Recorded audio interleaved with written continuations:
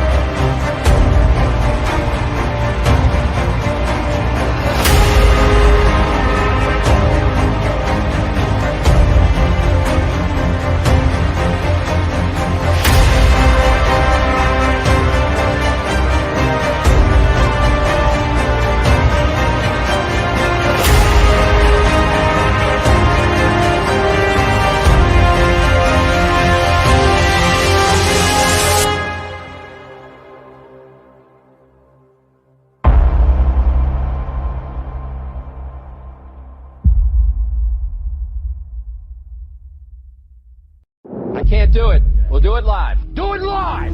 I'll write it and we'll do it live! Mister, will you please wake up, wake up, wake up, wake up, wake up?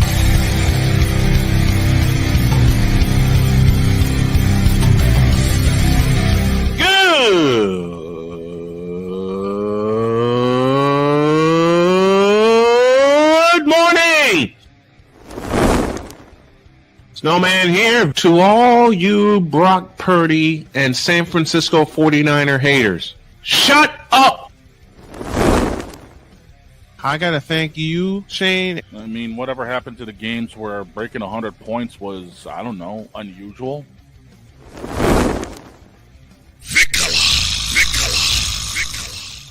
There was one word to sum up the All-Star weekend. Trays. Cause we take this job so serious. Splash Brothers, yes. Ray Allen, replace him with Steve Kerr. Reggie Miller, yeah.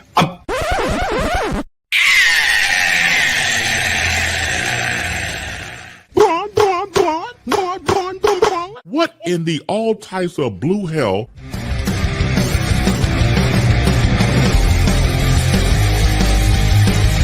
Oh yeah!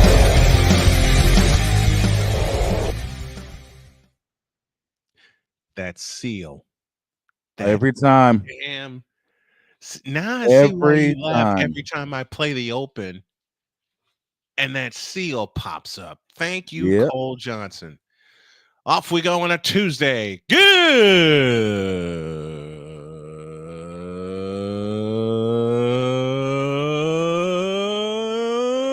morning.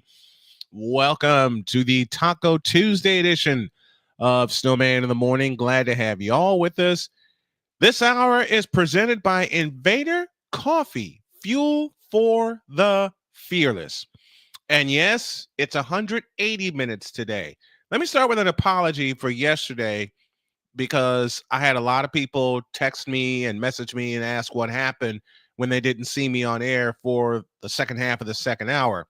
Well, when I laid back in this chair and got a few minutes of rest while the commercial was rolling, I had a headache slam into me. And I didn't realize it until Victor, bless his heart, called me about 5 times, and then Droid called me, and then the big dog called me, and I looked and I said, why did I miss all those calls? Then I realized what happened. I was able to finish the show, and I want to thank you, Shane and Droid and Victor, for flying into the rescue. I really appreciate you guys, but I am doing better. And I promised we would extend the show. Couldn't do it yesterday because I was just so tired. Paul Wilson has a super chat for us. This is BGS tax for you, but giving him his due respect. You know what? I do it also, man. BGS is a godsend to us here at the show. And Paul, you are a godsend to us here for that super chat. Thank you. We want to get more super chats in. The super chat lines will be open. And I'm going to add something to the show. I'm going to add a call-in segment. Oh yeah, this ought to be good. Yeah, I'm gonna add a call-in segment because I've had so many people, Sick Diggy included, ask if they can come up and chat for a while. The answer is yes, but when I bring you in, when we get all the kinks ironed out and everything, when we bring y'all in, it'll be audio only. Okay, and that is just for presentation purposes for right now. All right. Now to business. Where do we want to start? That grade A homogenized crap. Freaking Broncos. That's where we start. The Denver Broncos hung are 41. 8-3. Where did this come from? Let me let me say that again. They're 8-5. Bo Nix. And yes, we can say Bo Nix and the Denver Broncos are 8-3, and they're 2 games behind the Kansas City Chiefs. They're 8-5, not 8-3. 8-5? Yes, sir. 8-5. I'm sorry. Why did I say 8-3? Because I'm thinking about the Chargers. That's why.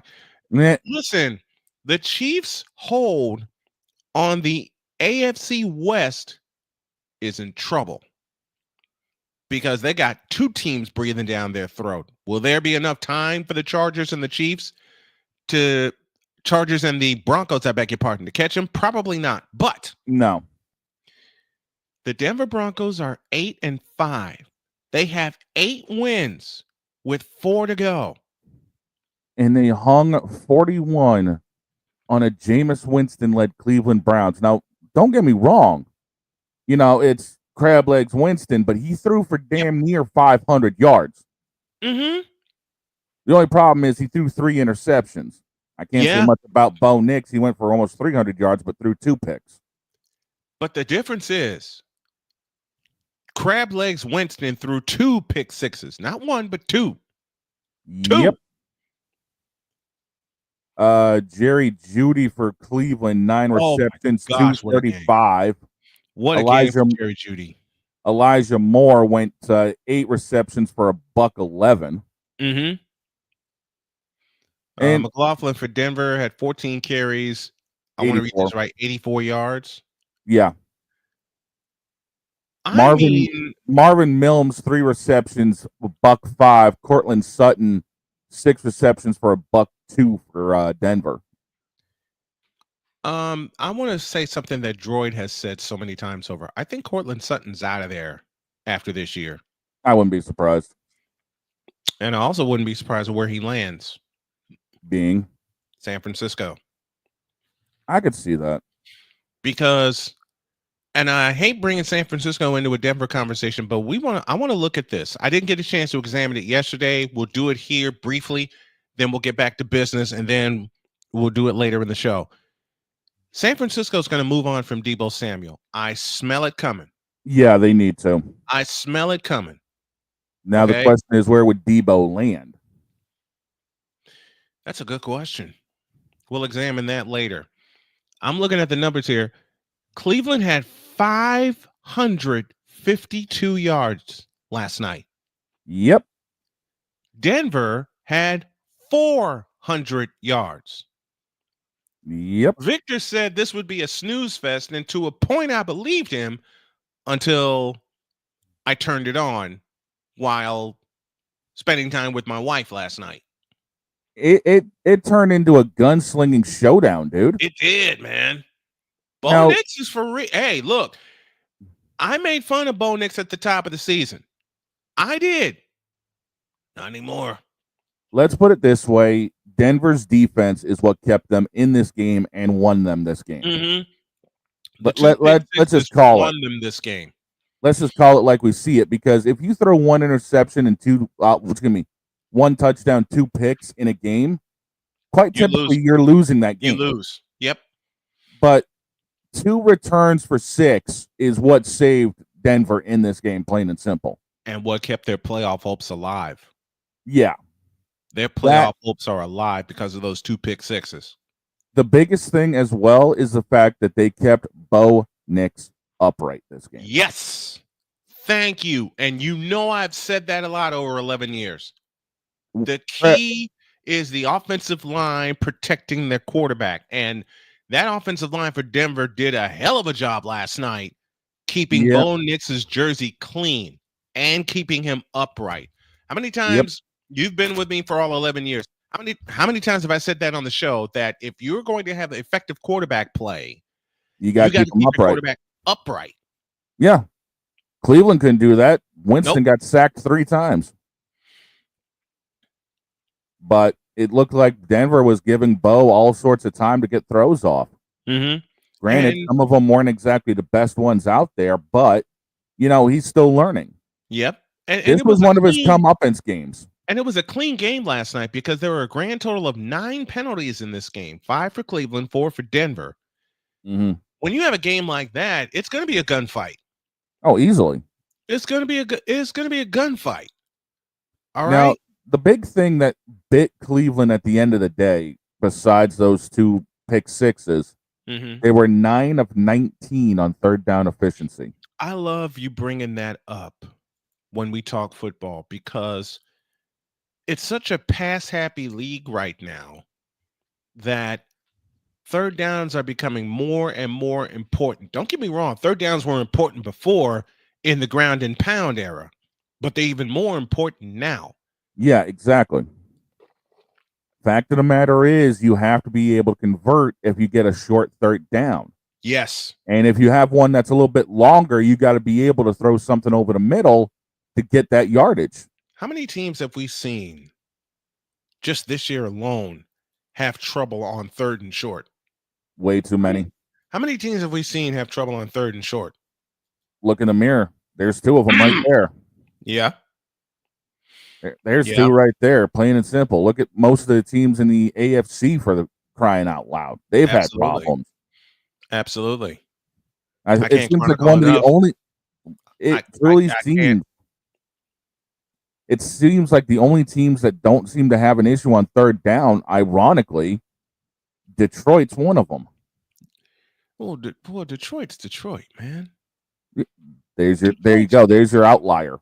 Most every other team has had problems, but look at Detroit. Listen. There's your outlier. How many years have we made fun of the Detroit Lions? How many years on this show? How long has Barry Sanders been out of the league? 10 years? No, longer than that. Because he retired in 98. Oh, my God. He retired in 98. That's 26 years. He's been out of the league. 20 of them, we made fun of the Detroit Lions. Yep. But, man. And now they have decided to bitch slap everybody and say, we're back. Hey, look. They bitch slapped me, okay? First time they did that was 1991 when they won the Central.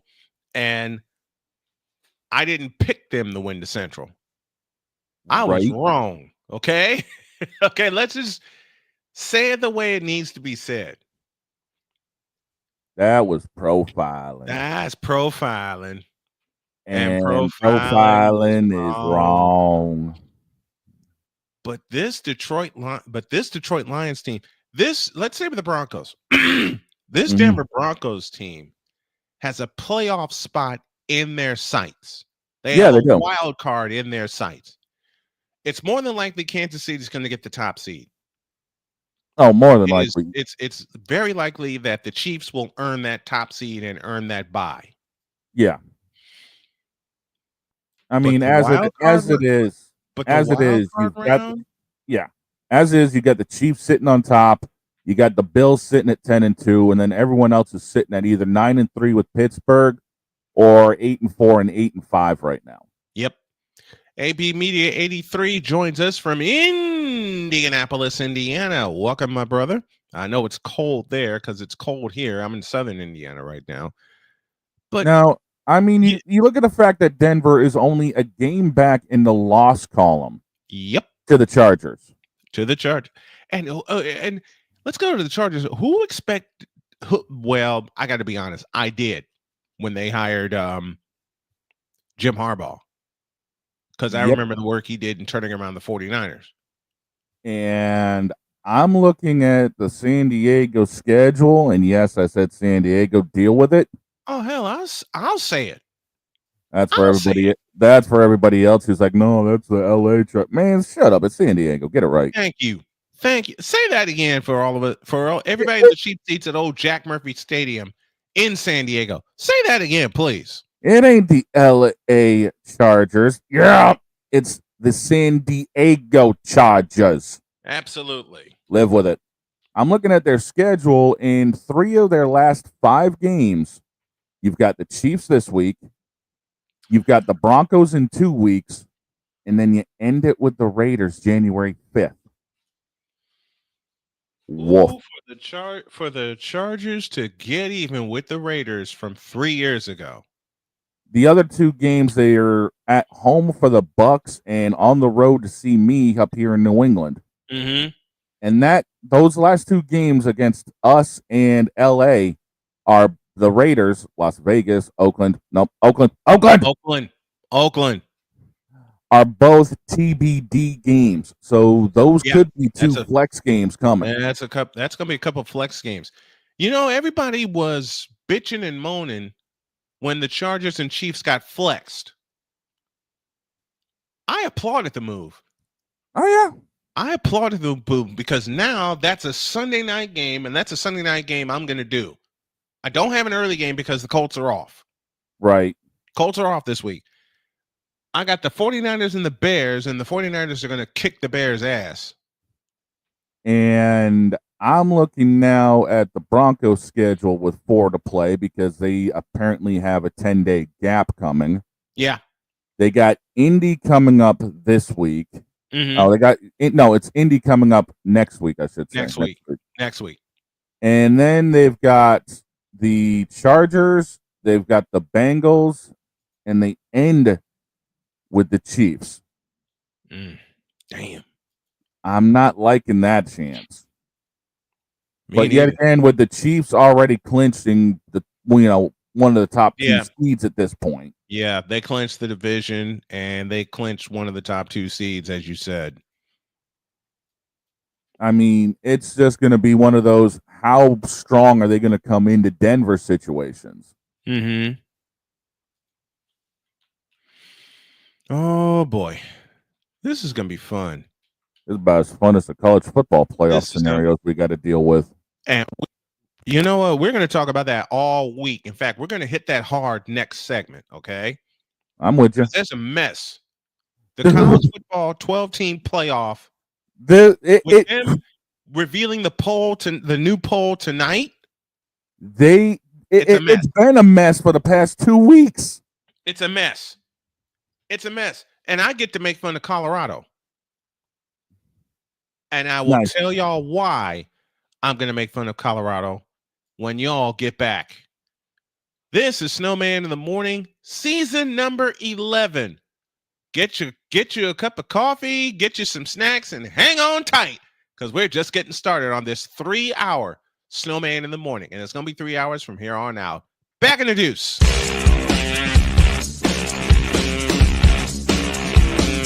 This is Snowman in the Morning.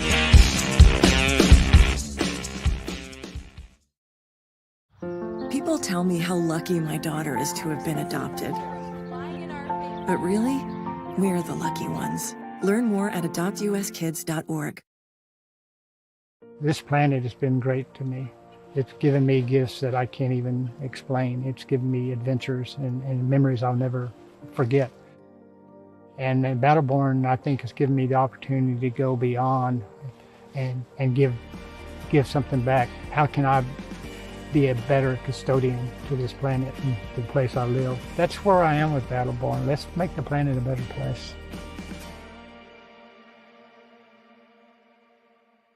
Whether it's news, the largest egg producer finds bird flu in chickens at a Texas plant, weather, devastating tornadoes rip through the heart of the United States, inspiration, a breast cancer survivor completed the journey of chemotherapy, and now begins a future one of matrimony or sports. Michael Jordan is shown on a photo with Diddy. LeBron James has a video extolling the virtues of a Diddy party. This has been yet another beating a dead horse presentation. We got you covered. BS3 Network, in association with Comey Media Incorporated, proudly present The Morning Shift with Cole Johnson. Live every weekday at 8 a.m. Eastern, 7 a.m. Central.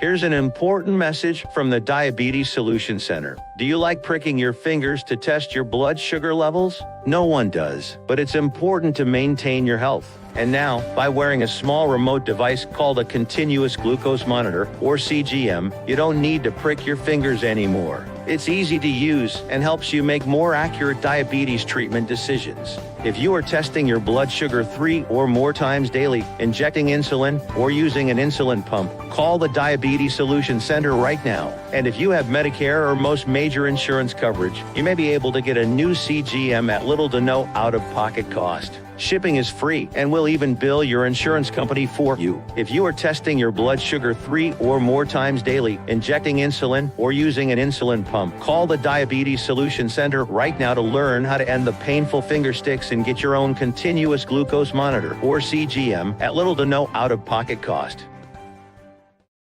SeatGeek is the ticketing app for fans like Boomstick Lady. No free throw is safe from the roar of her sticks. SeatGeek helps her find a seat in the direct eye line of the shooter so she can sit where her boomsticks make the biggest boom. Everybody okay? SeatGeek handles the tickets to sports, concerts, and more, so fans can fan. Join the transporter to Hades. Your butt and gut becomes one. Join the reformer of hooker whores. This is my daughter, Placenta Booty Johnson. Join the bronze car. Whenever you are in distress, take off your baseball cap and throw it in the air. Join your very own superhero of broadcasting, Chris Bass. So whatever color crown they get, they palm it and do 2 circles, and that translates to, I can beat up black people. As she takes you through the week's paces in Baseline. Live every Saturday at 8 a.m. Eastern, 7 a.m. Central, No, Pacific Time Zone people, just stay asleep when this is on live and just catch the recording. Oh, I'm sorry. Exclusively on the Chris Bass YouTube channel.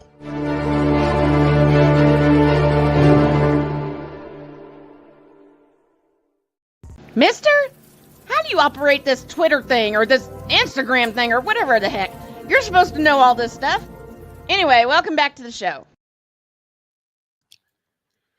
Oh, I gotta thank T-Mobile because my internet went out during that commercial, and they restored it in 90 seconds because I was counting the time. I was counting the time down on my phone.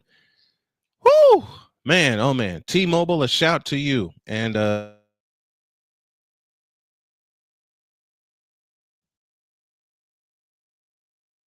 football playoff is a mess. Yeah, it is. The college football playoff, it's a mess. I mean, it's plain stupid right now. And we are still having games that could decide who's going to end up in the playoffs coming up this weekend. Oh, Saturday is championship Saturday. Okay. Oh yeah. And these are going to be some brutal games that I'm looking at right now. Georgia and Texas.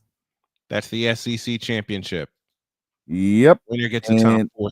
Winner gets a top 4 seed. I'm saying it loud right now. Winner of that game gets a top 4 seed and a bye. Dude, Penn State at 4 against Oregon in Lucas Oil.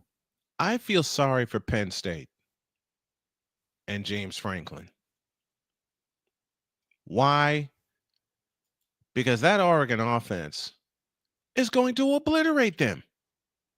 You're going to find this intriguing. The odds on this game right now only have Oregon favored by 3.5. That's I'm not joking, dude. I'm looking at the lines right now for all of these games. I'm looking at the lines for all of these games. And the only game that is above 6 points one way or the other is Friday night Tulane Army. And it's in favor of Tulane. Why is Oregon only favored by 3? Because it's the Big Ten championship game. That's why. Yeah. I mean, look at it this way, dude. Clemson SMU at Charlotte. ACC title. At what Charlotte. If SMU, let's look at this psychologically. What if SMU blows up the ACC and wins the damn thing? Oh, that game is in Charlotte on Saturday night. Yeah, and SMU's favored by only 2.5 against Clemson. Yep. If SMU pulls this one out, it will grenade everything we know about the college football playoffs. Because where are they going to put SMU? Listen, I'm going to say this proudly. I expect SMU to win. I not only want SMU to win, but I expect SMU to win. We're just doing this discussion now. We're going to have a whole hour-long discussion on Thursday during Totally Deets. In fact, the college football showcase with Deets and I will premiere today at 1 o'clock. But man, you know what? I'm going to give you a. SMU winning is going to be huge. I was about to say I got a sleeper game for you. Talk to me. Iowa State, Arizona State leading off Saturday in Jerry World. Big 12 title. And Arizona State's only favored by 2. That's going overtime. It's going to have to. That's going overtime, and the first team to 60 points wins that game. Let me tell you why I love that particular game to start our coverage on Saturday. It's the first of 4 that we have. I'll explain in a moment. Man, Big 12 championship. Who did everyone expect to get to the Big 12 championship? Take a guess. I'm drawing a blank, but it's that early in the morning for me. Colorado. And Colorado ain't there. Nope.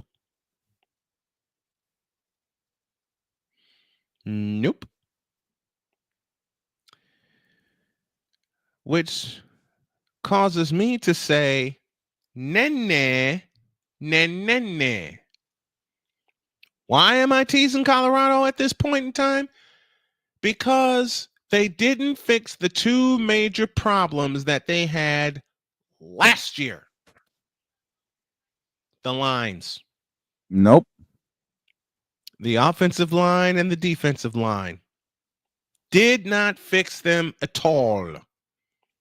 And that was one of the first things. We had so many discussions. AB Media was with us.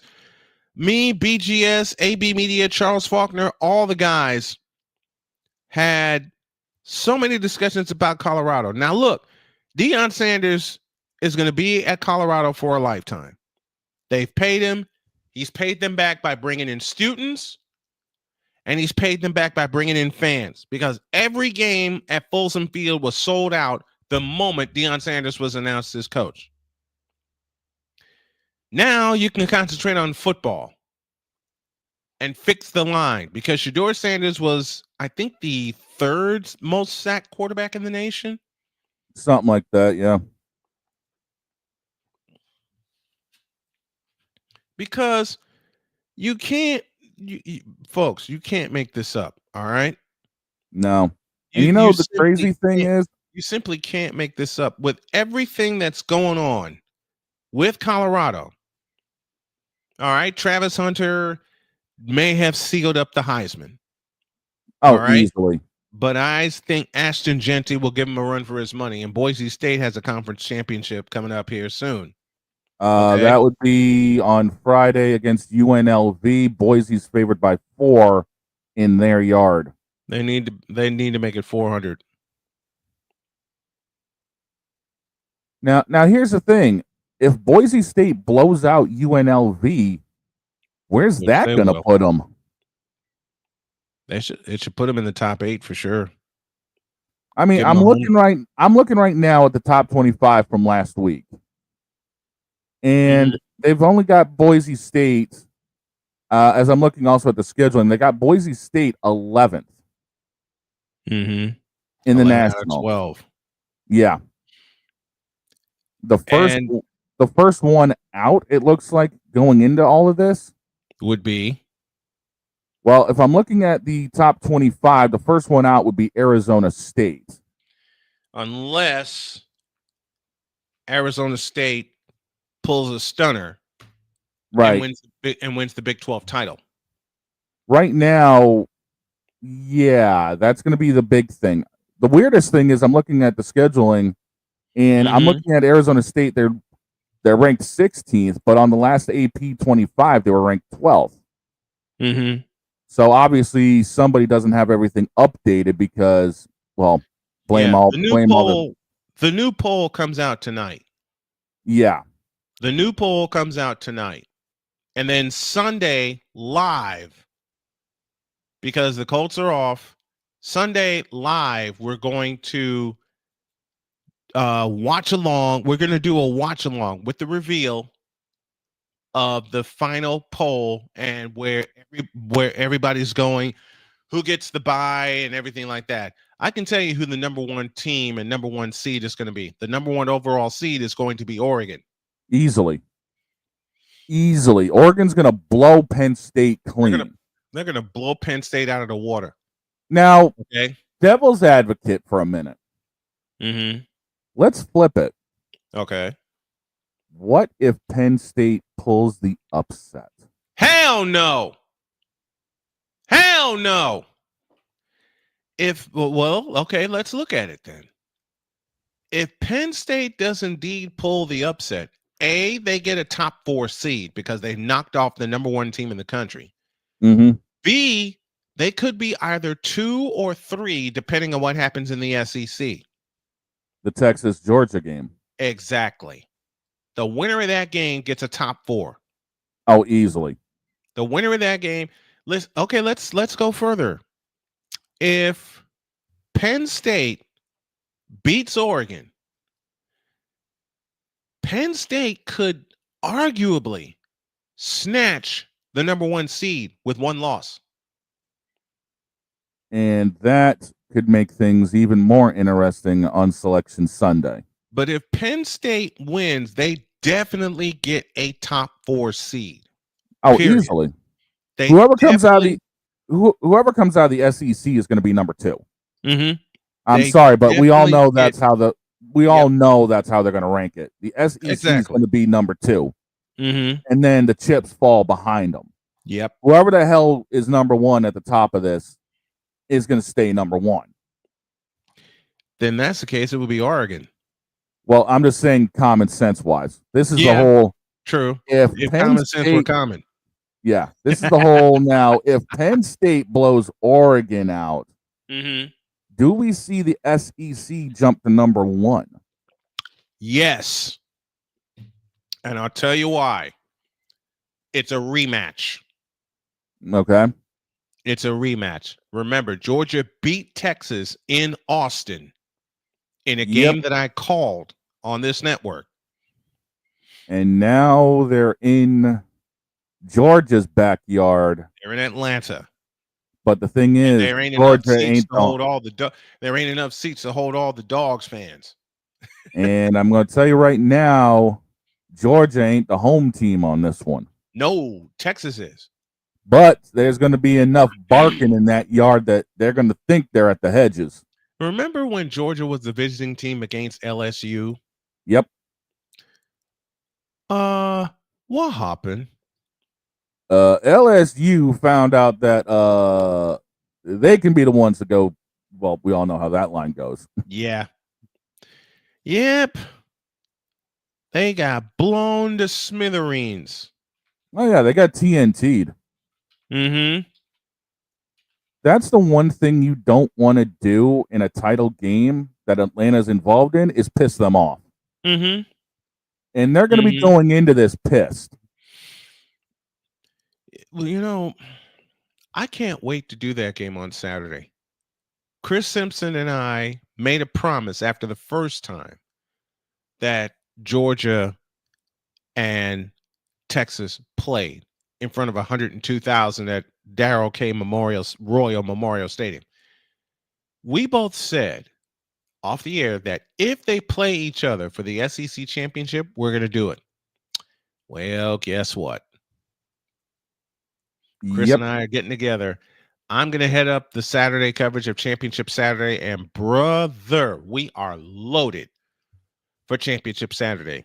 It all starts with the Big 12 Championship, Iowa State and Arizona State. We take a break, and then we have Georgia and Texas as our feature game. Mm-hmm. And then dual coverage. Oh, you're taking both? You're taking both 8 o'clock games? Yep. And there's a triple play involved because 1 hour later, the UConn women will face Louisville in Brooklyn. Bruh. Don't ask me how in the blue hell I'm going to do this one. Man, you nuts. I know I'm nuts. I was born nuts.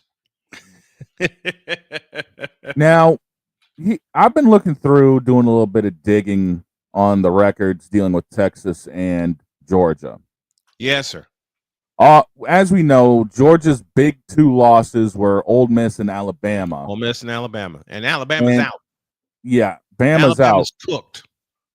And the only loss that Texas has is to Georgia. Mm-hmm. Does Georgia springboard Texas fully if they win? Yes. 2 wins against Texas. 2 wins against Texas. But should Oregon go down against Penn State, and I don't expect it to happen, and Texas beats Georgia, Texas gets a number 2 seed. And that would put them on the opposite end of the bracket. Mm-hmm. Which could end up leading to an Oregon-Texas collision for the title. Yep. Ooh, the ratings on that. The ratings on that monkey would be huge. And I'm going to snatch them all because we're going to do that title game. Snowman Sportsnet will do that title game, and we're going to snatch all the ratings. I'm with it. I know people think I'm nuts for thinking you can't beat ESPN. Frickin' watch me. Sick Diggy is with us. Good morning, good afternoon, good evening, and good night to you, sir.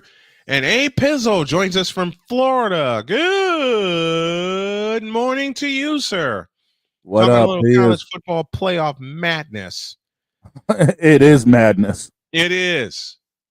Who wins? Okay, a question of the hour. Who wins the SEC championship? Do you have Texas? And I expect Shane to put this in the chat and have y'all follow along with us. Who wins the SEC championship? Do you have Texas or do you have Georgia? We'll reveal our picks on Thursday. Let's take a break. When y'all get back, a little bit of NBA chatter. And I got some people to make fun of.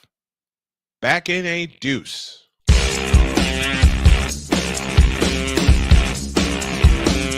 This is Snowman in the Morning.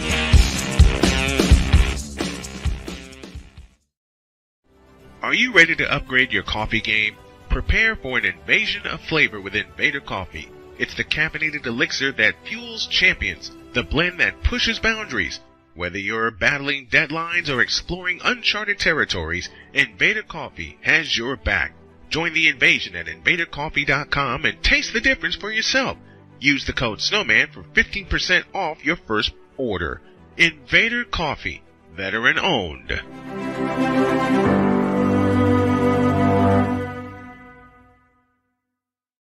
One of the great things about ordering meals from Mother of Macros is that you can do it from the comfort of your own home. Click the national or local delivery link to access the menu, and we'll ship the meals right to your door. We understand you won't always have time to plan, shop, prepare, and cook to provide healthy nutrition for your family, so the process is simple and saves you hours. We know you're busy, so our meals are professionally prepared and packaged. You only need to heat them up and enjoy. We provide macro-balanced, delicious meals chock full of fresh, local ingredients with none of the stuff you don't want to eat. Plus, our menu changes every week, keeping your taste buds wanting more. We take care of your meals so you can worry about everything else on your list. Mother of Macros.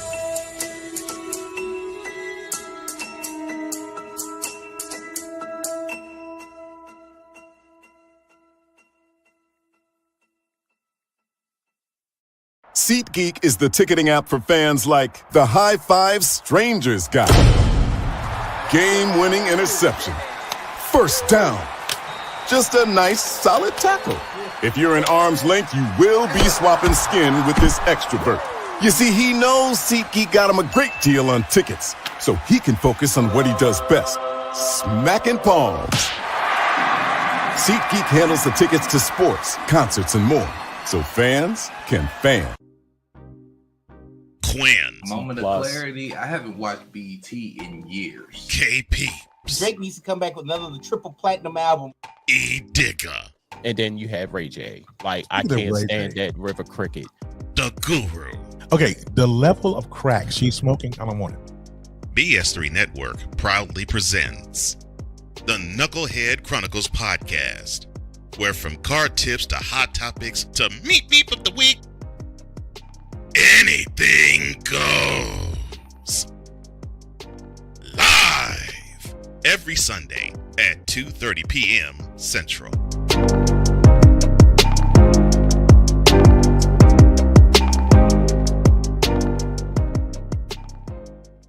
During bad weather, driving can become downright dangerous. What's your emergency, please? Trust Battle Vision Storm, the revolutionary glare reduction glasses that turn your sight bright during bad weather at night or during the day.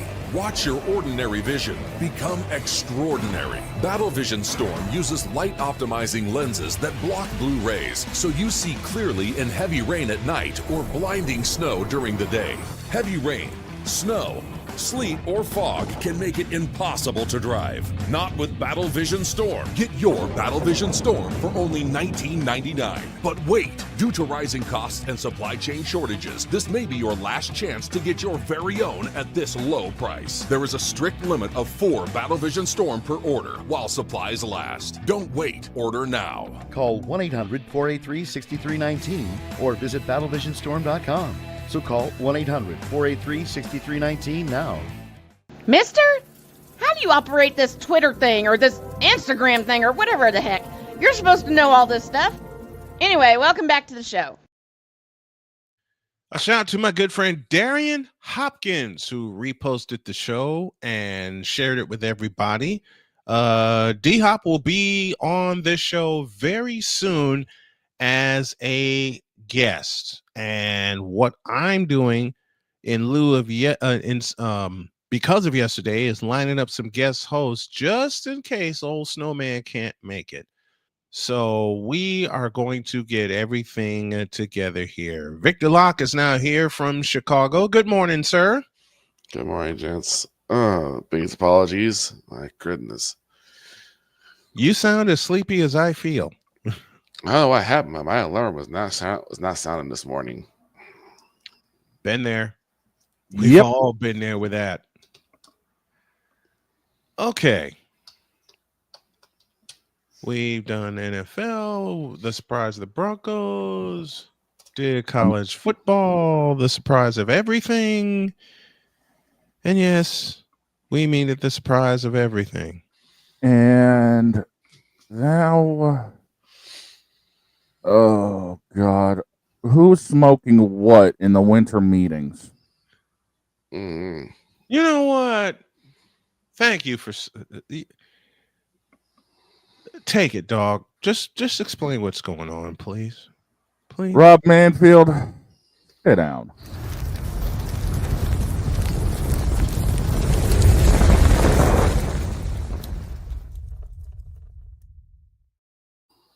Oh, dear. You, for some crazed, asinine reason, thought it was a good idea to pitch. There's your joke for the day. This golden bat rule. For those that don't know, in the winter meetings, and it's being heavily discussed according to sources, there will be an opportunity for any team at any time during the game to have a replacement at bat with their best hitter, no matter where it is in the order. I'm sorry, what is this? Some Savannah Banana baseball BS? Wait, actually it is. So Manfield thought it would be a good idea to take something from the Savannah Bananas and bring it to the professional baseball ranks. Man, that's some backyard stuff. Man, that's some backyard bull we pull on MLB The Show. What are you talking about? Forget MLB The Show. That's backyard stuff we did in real life. I mean, who? Okay, first off, the pitch clocks are still hit or miss with a lot of people. Let's be real about it. Some people like it because it speeds the game up. Some people are against everything because, well, it's a chess game. Baseball is chess without the board or the pieces. Especially when it comes to pitcher and batter. Especially when it comes to batter and pitcher. It's always been a chess match. Yes. And it's got to play out its natural course. I'm sorry, but I don't mind sitting down in between pitches for a good 45 seconds just to kind of feel where things are going. And as a former pitcher, I would go 20 to 25 seconds between pitches myself. It's a chess game. Let it play out. And then comes this with the golden bat. Golden bat. A Pizzle just said it best, and I'm going to quote this. Rob Manfield, you a bitch. You a dumb one at that. I'll put it this way for people who are like, oh, it's too slow. If you can't sit and actually watch like what goes in the mind of a pitcher, because you can see it through the eyes of a pitcher and a batter that they're trying to feel each other out. If you don't have the patience to actually see how that chess match works, you really weren't meant to watch baseball in the first place. Exactly. Absolutely. Bear in mind, I've been a baseball announcer for 21 years. The chess match always gets me. We've been watching baseball a lot longer than most people. We've actually seen it to where it's been a minute between pitches before. And that includes the pitcher stepping off and then stepping back on, or the hitter stepping out and then stepping back in. Yep. That's all part of the psychology. And now you're going to throw this wrinkle of a golden bat in. And here's the interesting point. What happens if the golden bat gets on and then it's their spot in the lineup anyway? After. How's that going to work? You going to put the original person that was supposed to bat on base so the other person go back and hit again? That's two straight ABs, and you never know what's going to happen. Right. You don't just... And thinking how this kind of interferes in like really close games too. Now, the only way I see this working is if they end up putting, an addendum on it. Whether it's the only way it can be used is if a team is trailing past the 7th inning. Or, you can't use it if your top hitter is 1 through 4, you can't use it if it's in that area. Like, you got to have a little bit of a leeway between your hitters. Right.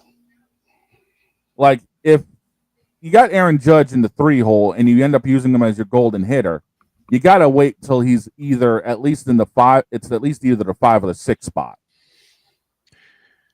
That's like familiar names between Victor and I. That's like if you have Frank Thomas, 3 spot. You know exactly what I was going to. And draws a walk. Yep. and you have Paul Konerko after him, Jermaine Dye after him, and you got a chance to have Frank Thomas up again. That's stupid. Or imagine this: you have Frank Thomas in the leadoff spot, then you put up Paul Konerko, and just to really stick it to the other team, you bring up Jim Thome right afterwards. Woof. Or within the case of the Red Sox, you got that lineup with Manny and Poppy. Mm-hmm. Not to mention Pedroia. Pedroia at 2, Damon at 1. And then you also can manufacture possible slams too, because what happens when you get you get the bases juiced, and then you decide to swap your pull out the golden bat for like a big Poppy or a Frank Thomas. That's why I'm saying if they do implement this bold, at least put some addendums on it so that way it can't be, A, overused, and B, used incorrectly. Right. Because now you have where you are kind of the coaching staff is more so manufacturing the runs rather than the players themselves. Exactly. All I got to say now about all that is, Manfield, you've been screwing up the game far too long. Before you know it, we're going to use the golden bat on your head. Okay? Now do me a favor. Do me a favor. Get the up.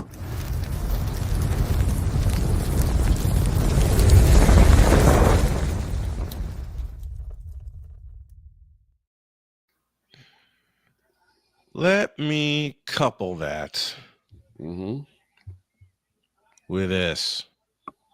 Hey, Rob Manfred, have a seat. Someone wants to talk to you.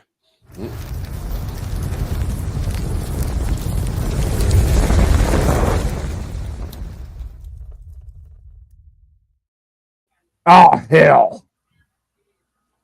Who the hell woke me up? Rob Manfred. This Rob Manfred jerk talking about a golden bat rule, which tells me Rob Manfred never appreciated the game of baseball the way it needs to be appreciated. I'm still kind of on the pitch clock, but now you got this golden bat rule, which stinks. If they do it right, they do it right. I can get it. I can get with it if they do it right. As the big dog said, you can put some addendums on it. But Rob Manfred, you stupid. To even come up with this idea, to pitch the idea, there's your oxymoron for the day. If you can even pitch this idea, if you even think about pitching this idea. Let me ask you something, Rob Manfred. Did you ever play baseball in your life? Because from the looks of it, I don't think you did. See, I know a few people who played baseball, and I know a few people who play baseball. And they're chirping just like I am about this golden bat rule that shouldn't exist. Now, if you were smart, you'd pull this sumbitch off the table and say I was just kidding, and then take your beating like a man. But I got the feeling you ain't a man, and I got the feeling you gonna keep this on the table like the dumbass you are. Rob Manfred, you need to get out of office. I vote Ryan McCarthy, your replacement as commissioner of Major League Baseball. And if that happens, Mr. McCarthy, I want a job. Now get the hell up, you bitch.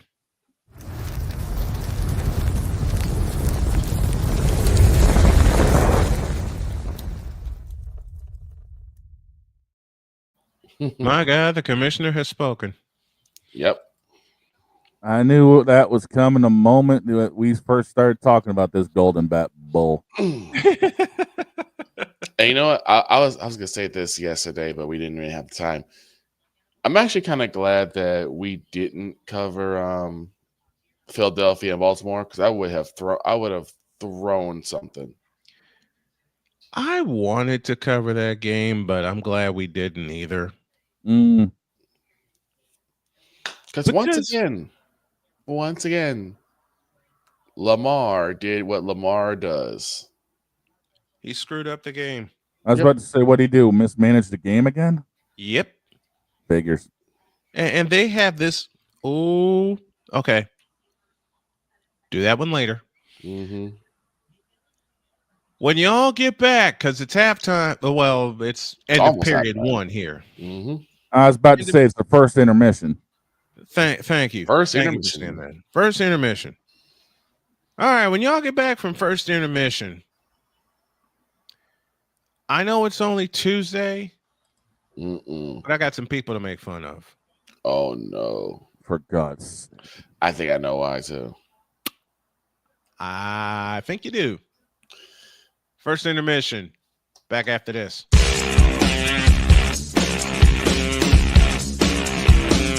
This is Snowman in the Morning.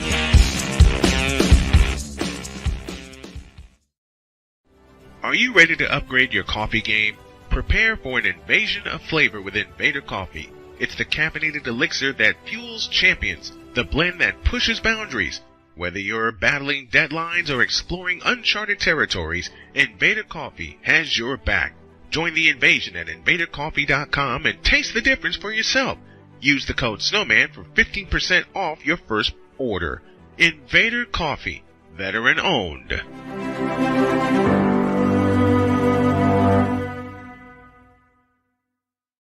One of the great things about ordering meals from Mother of Macros is that you can do it from the comfort of your own home.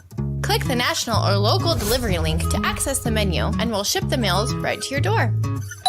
We understand you won't always have time to plan, shop, prepare, and cook to provide healthy nutrition for your family, so the process is simple and saves you hours. We know you're busy, so our meals are professionally prepared and packaged. You only need to heat them up and enjoy. We provide macro-balanced, delicious meals chock full of fresh, local ingredients with none of the stuff you don't want to eat. Plus, our menu changes every week, keeping your taste buds wanting more. We take care of your meals so you can worry about everything else on your list. Mother of Macros.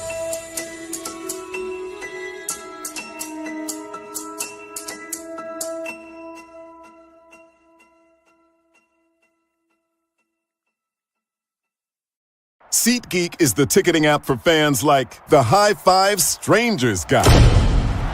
Game-winning interception. First down.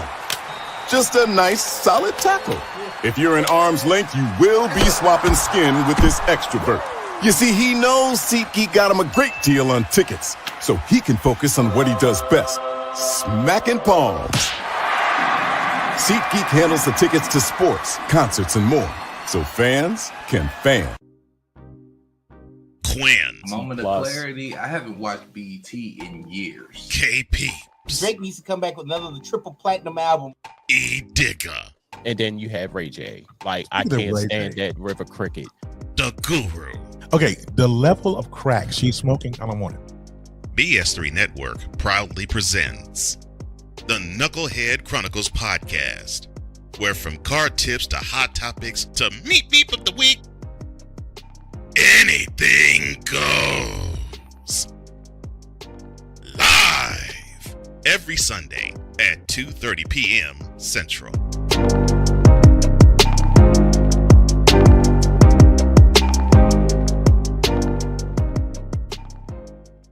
During bad weather, driving can become downright dangerous. What's your emergency, please? Trust Battle Vision Storm, the revolutionary glare reduction glasses that turn your sight bright during bad weather at night or during the day. Watch your ordinary vision become extraordinary. Battle Vision Storm uses light optimizing lenses that block blue rays, so you see clearly in heavy rain at night or blinding snow during the day. Heavy rain, Snow, sleet, or fog can make it impossible to drive. Not with Battle Vision Storm. Get your Battle Vision Storm for only $19.99. But wait, due to rising costs and supply chain shortages, this may be your last chance to get your very own at this low price. There is a strict limit of 4 Battle Vision Storm per order while supplies last. Don't wait, order now. Call 1-800-483-6319 or visit battlevisionstorm.com. So call 1-800-483-6319 now. Sports bettors, listen up. Your favorite sportsbook, BetUS.com, is back and in our 30th year of action. With live in-game betting, incredible odds with daily odds boosters, props and parlays, fast payouts, and exceptional one-to-one customer service, we got it all. And when you sign up today and use the code Snowman, you will get a 125% deposit match on your deposit. Log on to BETUS.com or call 800-792-3887. That's 800-79-BET-US. BetUS.com, where the game begins.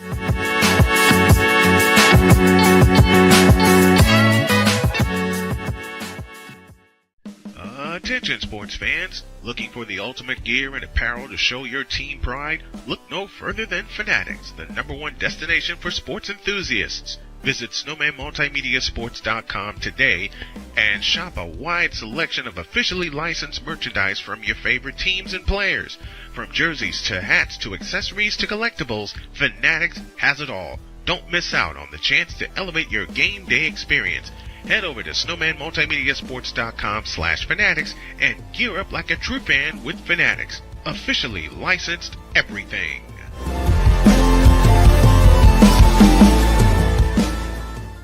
It's no secret. Today's consumer wants convenience and likes things on the go. They want to be listened to and receive instant solutions to their queries. This can often make or break the customer service experience. That's why it makes convenient interactions easy for you. Whether your customers want to connect with you via text, Facebook Messenger, Google, Instagram, or website, all messages now come to the one easy-to-use inbox, so you don't have to check a dozen different sites from the platform. From here, you can send SMS or email, answer questions, schedule appointments, take payments, and close more deals simply by messaging back and forth with your customers. When someone searches for a business like yours, they will look at your reviews. So unless you have more positive reviews, they'll choose someone else. Luck makes it easy to collect hundreds or even thousands of reviews from your customers. Simply send a review invitation or create automation that requests customer reviews right after the sale, or maybe right after a service is completed. It will take them 30 seconds or less to leave the review. Now those reviews will show up on the search result and increase your ranking that matters most. Plus, our advanced reporting will show you exactly where your leads are coming from and if your website or ads are doing their job. So why are you waiting? Put your business way in front of your competitors, get more leads, convert more of those leads to paying customers by getting started with today. Mister? How do you operate this Twitter thing or this Instagram thing or whatever the heck? You're supposed to know all this stuff. Anyway, welcome back to the show. LeBron James scored 10 points last night. What? I will say it again. LeBron James scored 10 points last night. 10. And you want to know? You want to know what all those bronze sexuals are saying right about now? Go ahead.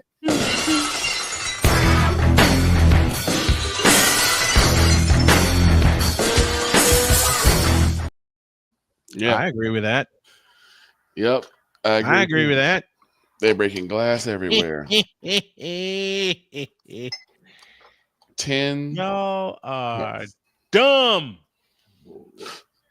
10 points. 10. 10. 10 points. 10, y'all. Anybody who knows the cartoon reference, you get a free t-shirt. Hey. So 10. How now, why am I leading this segment off with that? I was about to say, how bad are we gonna, piss in somebody's Cheerios today? Well, it won't be peeing. Allow me to explain. Do tell. I woke up this morning. Mm-hmm. Then I turned off my alarm. Mm-hmm. And then my wife's alarm went off and turned it off. Mm-hmm. But when the alarm went off for the third time, it skipped the second time because we were asleep. Y'all have done it. Yep. Oh, yes. Y'all have done it. Been there, done that. But when the alarm went off the third time, I got busted. Uh-oh. By my dearest Jody for perusing social media. Damn it, I've warned you not to do that. Now see, it wasn't us. This time Dr. K caught you. Yeah, I know. Damn it, I have warned you against this. I couldn't help it. What'd you find? Oh, God, help us all with the bull crap you found. I couldn't help it. I got forgiven by Dr. K, and she made a request of me. And it was? This. In a world where partial greatness is celebrated and total greatness is shunned, there stands to be a figure on the lips of those who love him and those who hate him. The inane comparisons to Michael Jordan and Kobe Bryant continue and has existed since 2003. There is no end in sight, for the battle between those who unconditionally love and unconditionally hate him wages on. These are their stories. Welcome to the Bronzexual Confessions. Oh, hell. All right. And while I was getting Jody ready, and she was getting ready to go to work,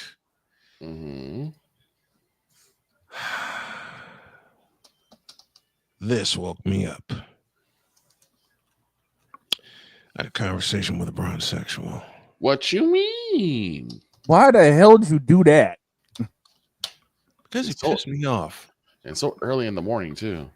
Because he pissed me off. Oh. Matter of fact, he pissed Jody off, too.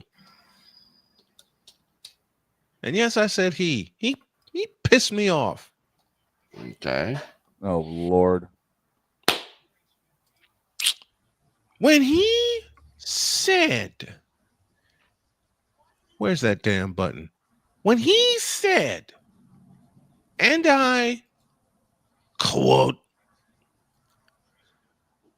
LeBron James is the GOAT, and you can't name any players better than him.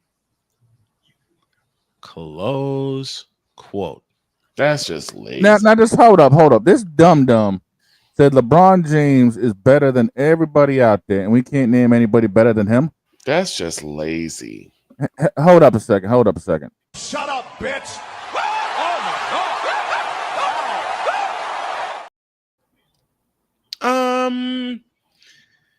Let me think. I know it's not Wednesday, Pizzle, but this needed to be handled.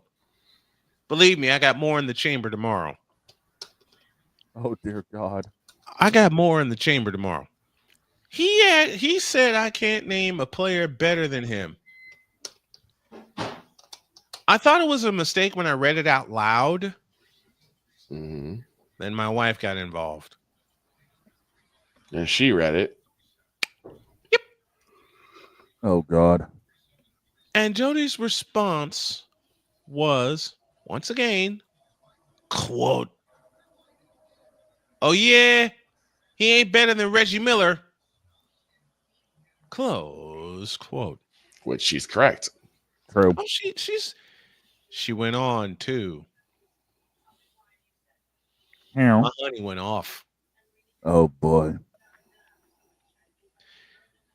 my honey, my Boo Bear, my Dr. K went completely off. As she should. And said, quote, "You can't tell me that LeBron James is better than half of the NBA that we've seen over the years." He's not even better than quote. He's not even better than half the NBA we're seeing now. Correct. LeBron James better than everybody out there. I'm sitting there with a big old smile on my face. Mm-hmm. And I said, "Get him, Jody." And she says, "No, I don't have time. I need you to do it in the form of the way you do it on Wednesdays." You're on. And this fish-eyed, idiotic fool, which I had a conversation with. Why the hell did you do that? He started it. He started it. He said, "You can't name 10 forwards that are better than LeBron James." Oh, I can't? I got 10 in my head right now. I got 20. But before we go down the list, let's do this. This moment of bronze sexual stupidity is brought to you by Hooked on Bronix. When you start talking like an idiotic bronze sexual, Hooked on Bronix can set you right. Call 1-800-YO-KANG. Real LJPM, now approve all this. Paid for by the city. Phil. Oh, Lord. No wonder they're going out of business. He gave me a challenge. All right. Challenge accepted. Challenge accepted. 10 forwards. Okay. He said I couldn't name 10 forwards that are better than LaFraud. Okay. 10 answers on the board. Name 10 forwards that are better than LeBron Raymond James. Okay. Number 10. Adrian Dantley. Number 9. Larry Nance. Number 8 is a toss-up. Okay. Horace Grant. Okay. Numero 7. Number 7. Number 7. Kevin Durant. Number 6. Uh-oh. I'm getting evil. Jerome Kersey. Number 5. Tom Chambers. I knew that was coming. That's what made every bronzesexual's head explode. Number 4. Scottie Pippen. Number 3. James Worthy. Number 2. Larry Bird. And number 1 goes to Julius the Doctor Irving. Of course, I got more in my head, but that's we ain't got all the time in the world to go down the list. No, we don't. We don't. We don't. But that's just 10. I was about to say because I got my own. Me and my brother's like, what you mean? I didn't even say Alex English. Out of South Carolina. Hell, you didn't even mention C-Dub himself, Chris Webber. I didn't mention Charles Barkley. I didn't mention Charles Oakley. Dirk Nowitzki is on that list. Luol Deng. Luol Deng, who actually defended and locked up LeBron James in a couple of games. Multiple times. Timmy D himself, Tim Duncan, Old Faithful. I love Tim Duncan. I had a chance to meet Tim Duncan. More on that later. Oh, and there's another forward who did cross over into the guard world from time to time that also wore purple and gold. He's got a statue out front. That being, of course, Mr. Kobe. Bean Bryant. Mm-hmm. Let's see. Kurt Rambis. Kurt Ramble. Yep, Kurt Ramble. And I hate you, Victor. Shut up. Walker. Antoine Walker. Give me some Antoine Walker. Kevin McHale. Yes. Nobody wants to talk about Kevin McHale. Nope. Dennis Rodman. Dennis Rodman, the Worm. Mm-hmm. Hall of Famer. Bill Laimbeer. Bill Laimbeer, who should be a Hall of Famer, in my opinion. Let's see. I mentioned Adrian Dantley. Can't use that card again. Damn it. Ron Fox. Oh, Rick Fox. Rick Fox, yes. Rick Fox. Fox. Fox. Let me see. Dominique Wilkins. Robert Horry. Robert Horry. Did I mention Scottie Pippen already? Okay, yes. I did. Yes, you did. Did I say Scottie Pippen already? Mm-hmm. Yes, you did. Okay, I said Scottie Pippen. Yes. Scottie Pippen again for the third time. Okay. Oh, and by the way, Scottie Pippen's a Hall of Famer.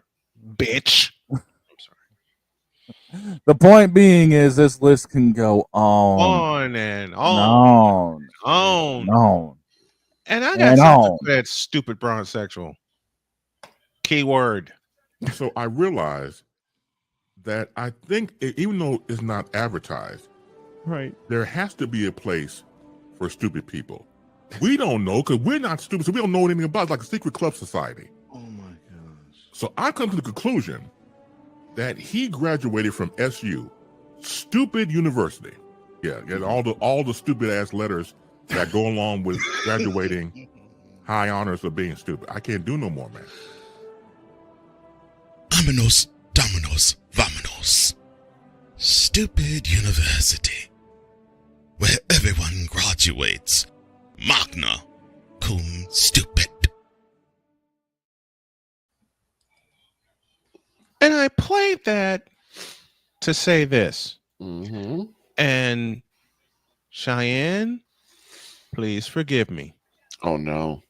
You stupid. Yes. Yep. All the ladies in my family, please forgive me. You about to get a shoe upside your head. No. I'm going to get some zits popped. Oh no. Oh boy. Yeah, that's how Jody gets even with me, and I laugh every time she does it. But you stupid. Watch the game, will you please? Oh, I forgot. You're a bronzexual. Right. That's against the rules. I forgot about that. That's against your rule. Wait a minute. A bronzexual actually watching the game? Bitch, please. Right. Do that again. A bronzexual watching the basketball game? Bitch, please. I'll tell you a guard who played forward for a while. Irvin Magic Johnson. Man, he played every position. Yeah, Yes, he including did. center. And Effectively. succeeded at it. You know what? They say LeBron can play all 5 positions. Wrong. Magic Johnson did play all 5 positions. And he did it on May 23rd, 1980. Mm-hmm. Look it up. Scene of the crime was the Spectrum in Philadelphia, Pennsylvania. Situation, no Kareem for game 6 and a chance for the Lakers to clinch. So what does Magic Johnson do? He takes the center jump against Caldwell Jones, drops 42 points, grabs 15 rebounds and 7 assists, and was named the unanimous MVP. Something LeBron James will never get. What? He's never gotten unanimous MVP. Michael Jordan has 6 times. Akeem Olajuwon has twice. Magic Johnson did it in 87.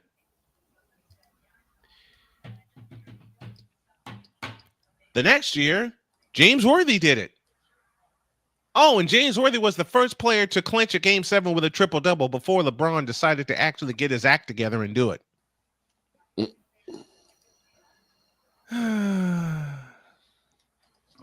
What we're trying to say is, to you stupid bronzexuals, LeBron sucks. Yep. Yeah, in so many words. LeBron is trash. Okay, give me this camera.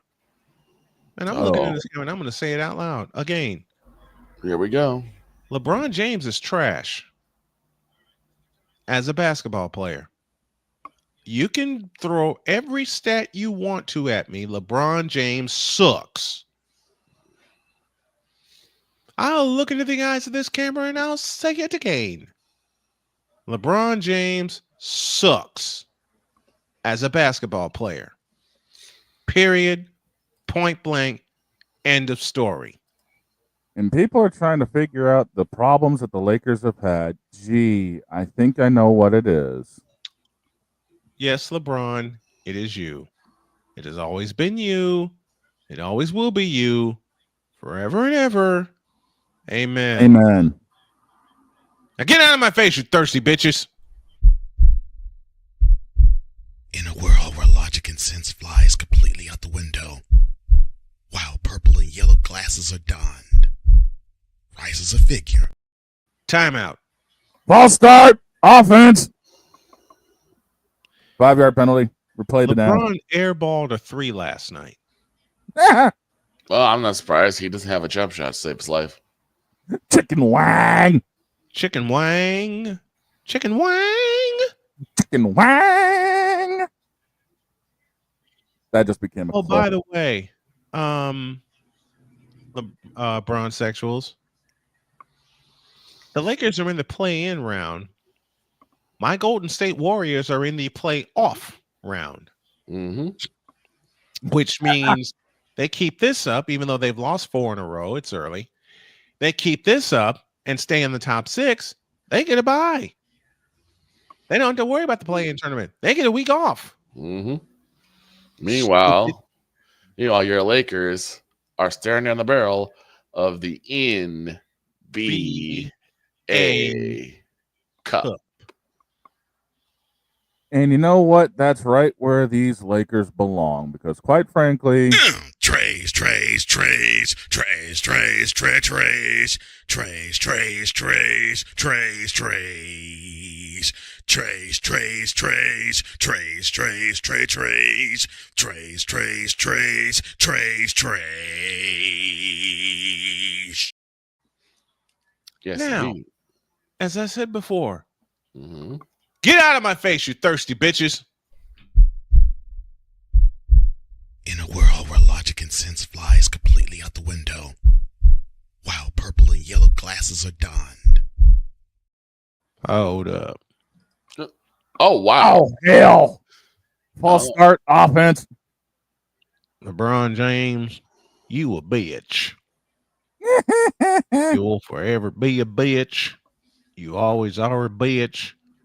You can't play basketball to save your life. And your manhood will always be questioned by me because of some stuff that I said off the air and I found out to be true. Like a certain love child from Sharon Reed. But nobody wants to talk about that. But I will in a confessional. You dumb bitch of a bitch. You mean to tell me I'm going to have to open up my office sometime soon? Not yet. I had a snowman say it. He wrote it down here. Yeah. Okay. He said it. Oh, yeah. Get out of my face, you thirsty bitches. In a world where logic and sense flies completely out the window, while purple and yellow glasses are donned, rises a figure who encourages ridiculous, undying loyalty. Good Lord, I'm about to throw up. This has been yet another installment of The Bronsexual Confessions. Mm-hmm. Man, the commissioner's popping up everywhere. Oh, yeah. What's up with that? Never thought we'd call the commissioner for a false start. You know he declined it, right? Of course he did. Oh, and for you, Victor, as for what happened Sunday in Baltimore, Maryland? Yes, Lamar, it is you. It has always been you. It will be you. You once again ruined the chance for the Baltimore Ravens to actually be something forever and ever. Amen. Amen. Trash.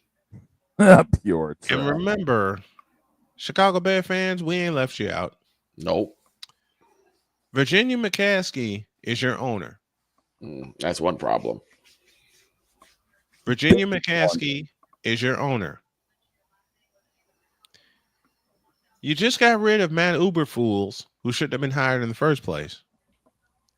And the best part about all of this, the best part, you not only have mortgaged, but you have now risked and doubled down and threw away your entire future. Help me, fellas. For DJ Moore. Stupid. You know what? Since we're throwing everybody else under the bus, biggest thing we've got going on up here, this clownery. Yes, Robert, it is you. It has always been you. It will forever be you, you deviled out little money-hungry bastard who apparently likes hiring 38-day-old Mayo as head coaches. Forever and ever. Amen. You know what? Since we're doing that, there's one more that needs to get put up there. I gotta know who it is. I think I know. Because after what I've been watching the past couple of games, yes, Dak, it is you. Because I don't understand how in the world that Cooper Rush had the exact same line, the exact same running back. Yep. And it's shown to be more efficient than you have. Because Cooper Rush is an actual quarterback. That's why. That's simple. I've watched highlights. I'm like, wait, why is Cooper Rush throwing downfield more efficiently and more times than Dak has? What's going on here? Because Cooper Rush is a quarterback. That's why. That's simple. That's simple. Cooper Rush actually gave a damn about the position. Well, I'll put it this way. Now, the offensive line is still a sieve. Don't get me wrong. Don't get it twisted. Oh, yeah. The offensive line is still a sieve. It's not gotten better. No.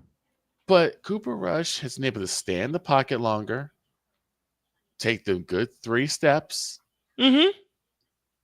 and throw down the field. To Tolbert, throw down the field. Yeah. That's easy. To Lamb. I'm like, why has this not been happening? And CeeDee Lamb, I'm going to echo something that Victor bristled at me for a moment, but then he thought about it and he praised me for this. CeeDee Lamb, retire, give up the number 88.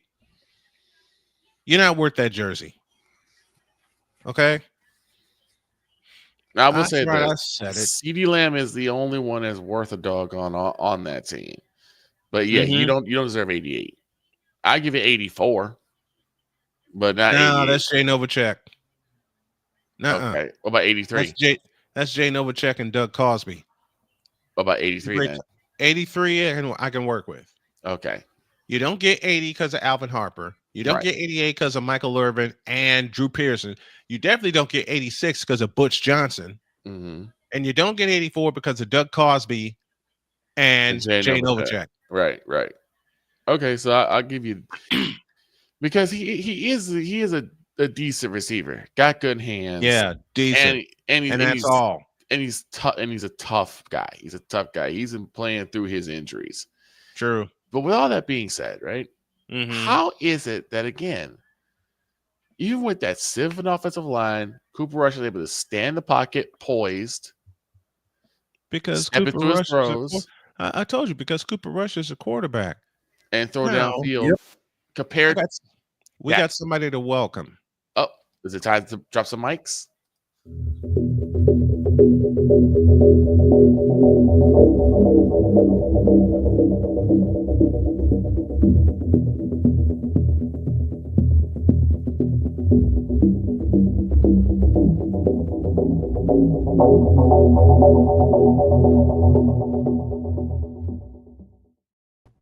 Please welcome the radio voice of the South Bend Cubs, Brendan King. He joins us this morning. Brendan, how are you, man? Brian, great to be with you, man. Hope all is well. King. How did you get started in broadcasting? What gave you the push to say, you know what, I can do this? Man, it's been a long journey. I mean, that's a big question to get it started. I think it obviously starts. I grew up on the south side of Chicago. My grandfather George King worked in TV advertising, Brian, and in the 1950s and 60s. Worked with the Blackhawks and the Sox and the Cubs, and just when the Bulls were getting started as well. So he's meeting these people like Lloyd Pettit and Jack Brickhouse and some of the more important Chicago media people back in the 60s and 70s. And I would hear stories growing up, Ryan, and I took an interest to it. So I think that's where the interest started. And then I was lucky enough to call some games in high school. I went to Lincoln Way East in Frankfurt. The Griffins, yeah. How about that? And had a great time there. Quit playing sports to actually focus on being in the booth, and got some great experience calling their football and basketball games. And man, it's been a wild road since.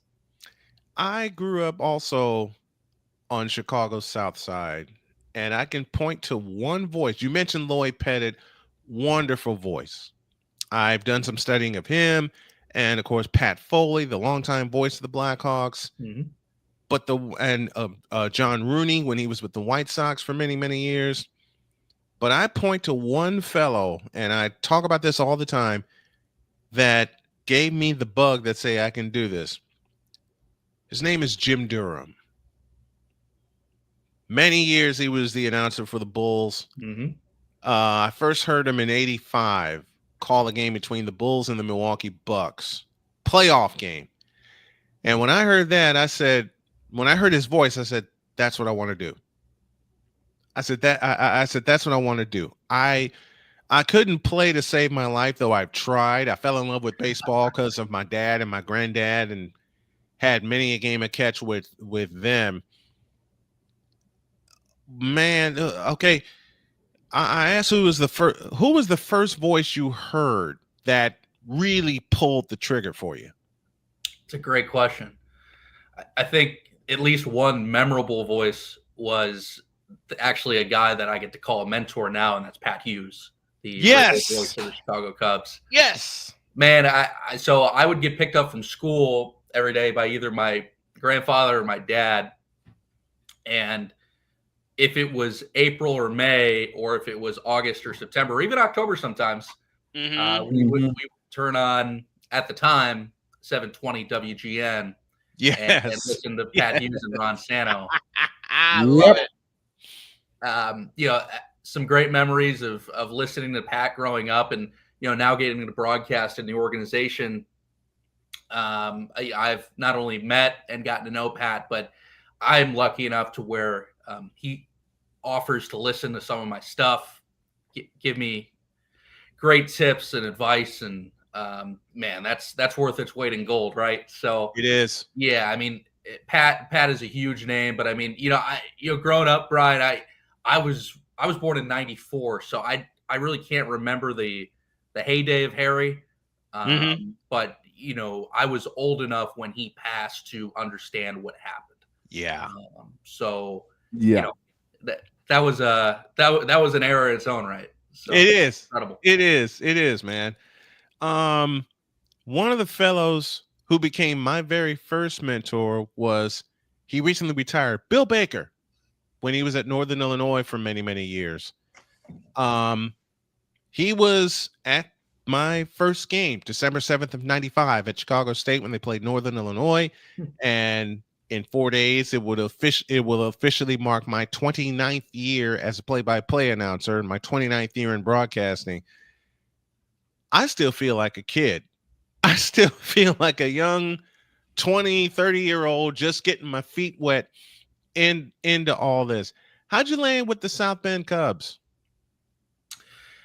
Very lucky to be with them, first of all. And it's funny you mentioned Chicago State. I just had their game at Indiana State, actually. So that was my first game of the year on ESPN Plus this offseason. But anyway, to your question, yeah, I mean, so my first baseball gig was in the Cape Cod League in 2016. Went to Butler University in Indianapolis, had a great time there.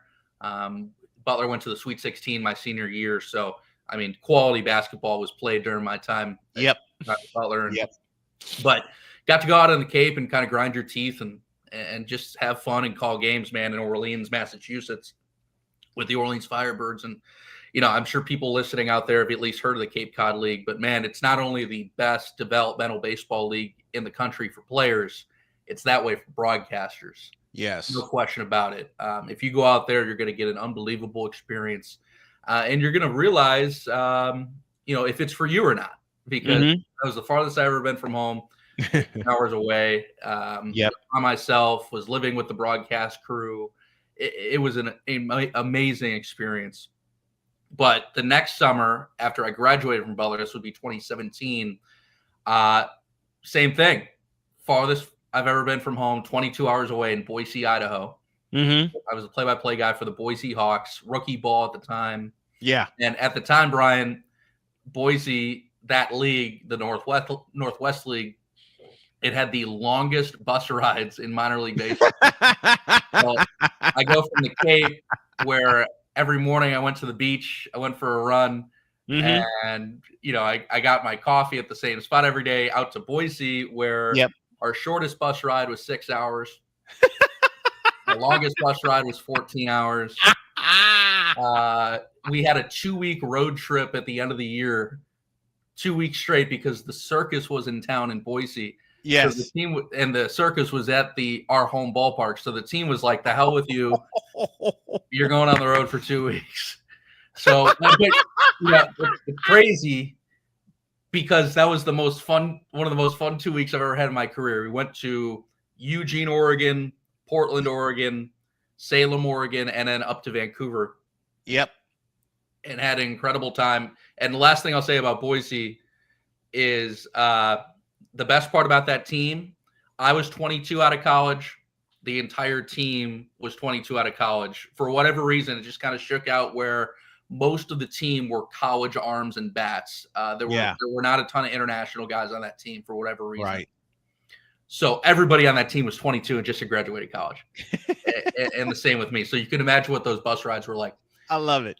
And then to answer your question, getting to South Bend, man, 2018, again, I grew up a diehard Cubs fan. They were looking for a number 2 broadcaster at that time. And I took it to, you know, get a little closer to home. The bus rides were a little more manageable. But, you know, we won a Midwest League championship in 2019. I was lucky enough to be on the call for that as the number 2. And then the pandemic hit. That changed some things. And I came back to South Bend in 2022.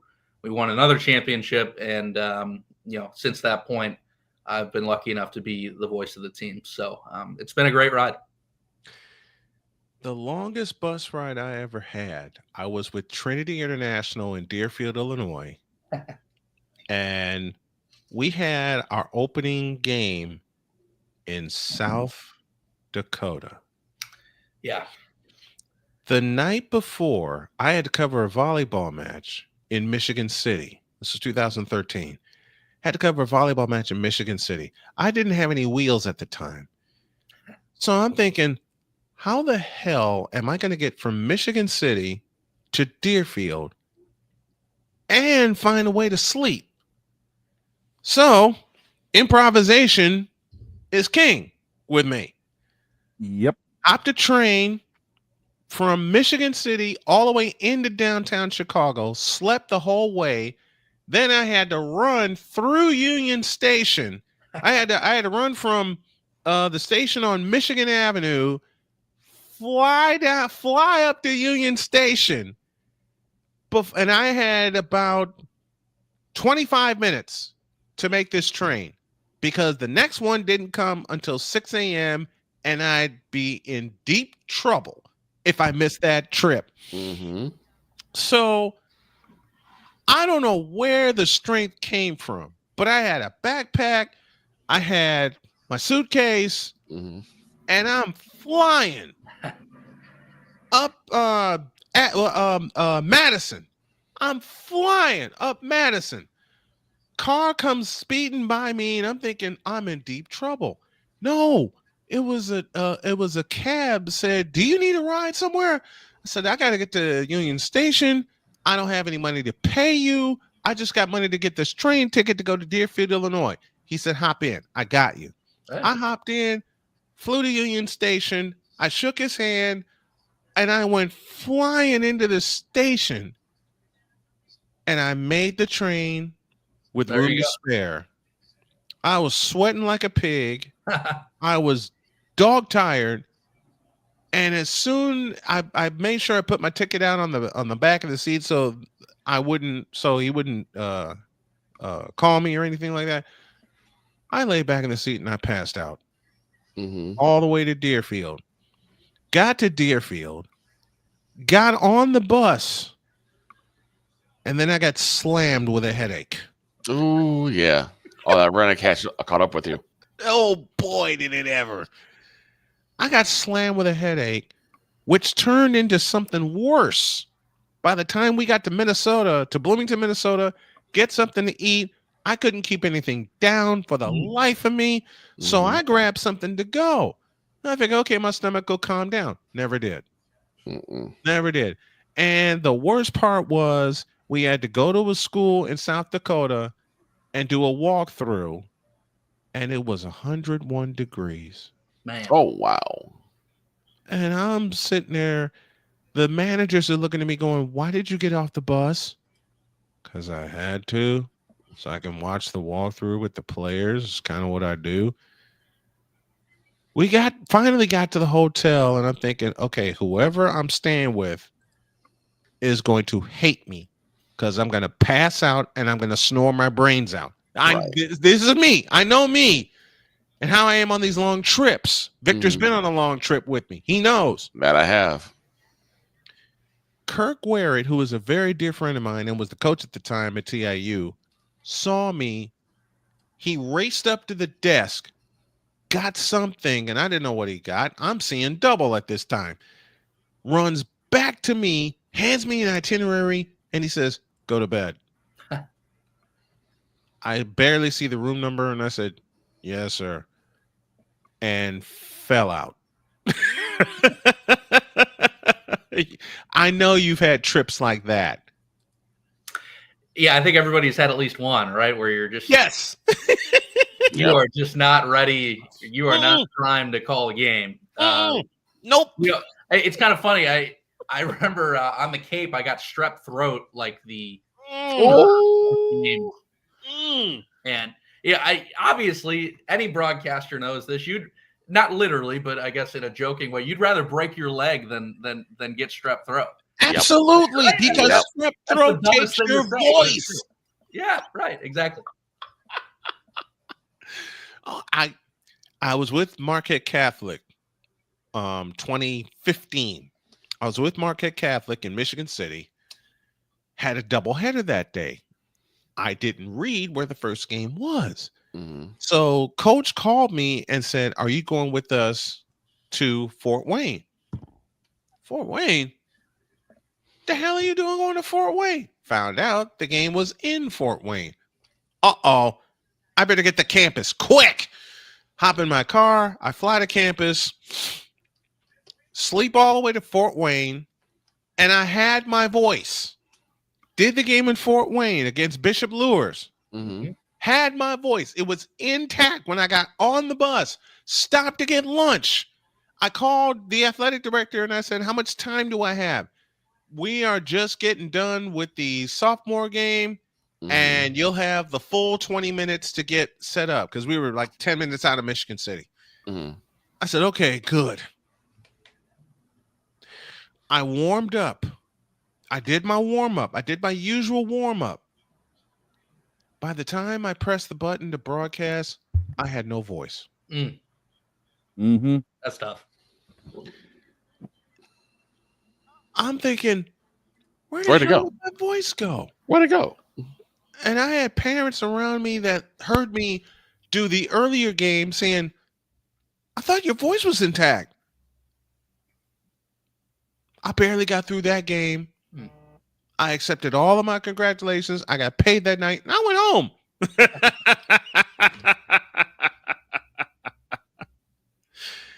So getting any kind of laryngitis and strep throat, The worst. not fun. No.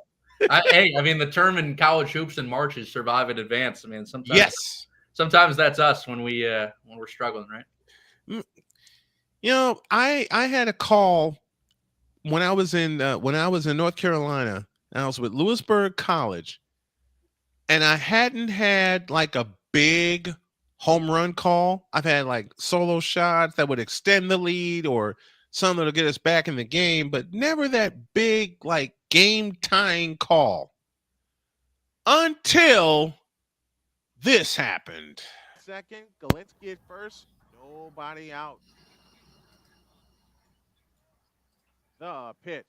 Swinging a drive into deep center field. Miller back at the track, looking up. See you later!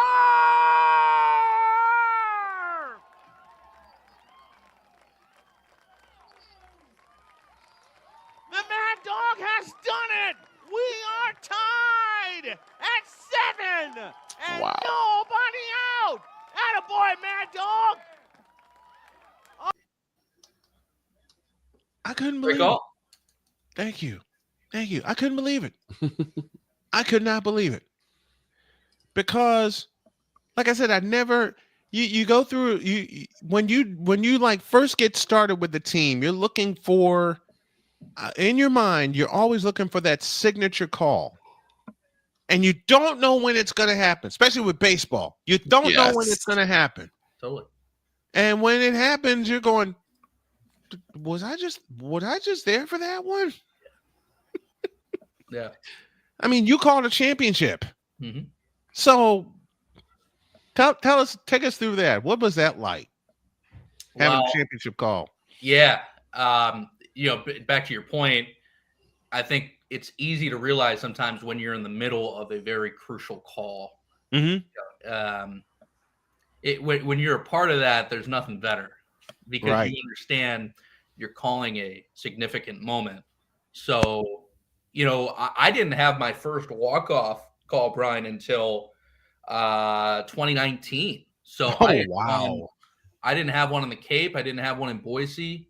Didn't have one my first year in South Bend. So it took a little patience for sure. I was I get it. I was sending in my tape. I was like, man, I just don't have that big one. Right.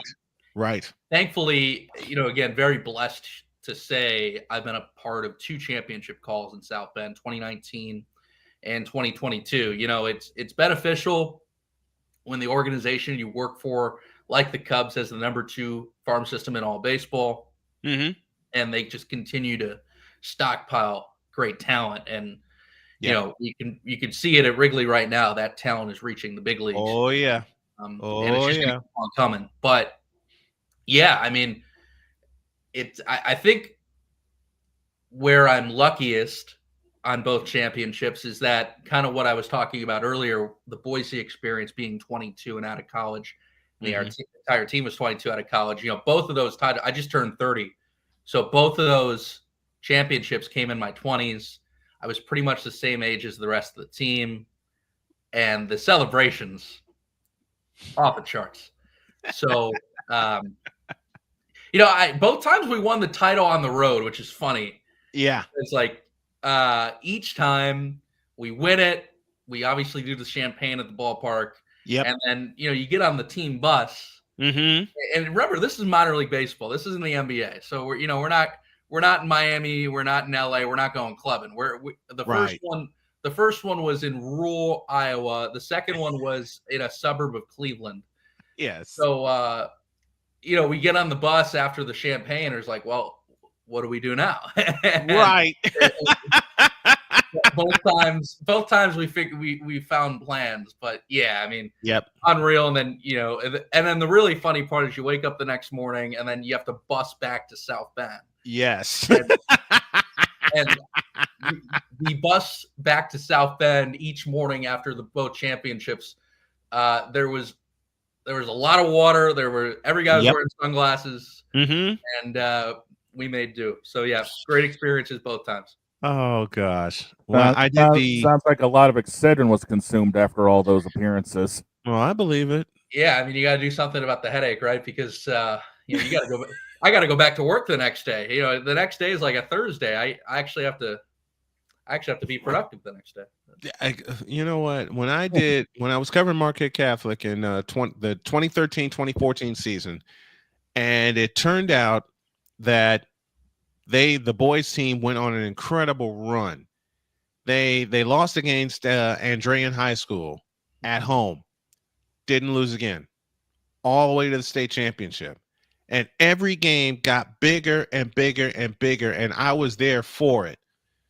And when I get messages from people who heard my call, and they're saying you did a great job. As I look, the kids did this for me. All right.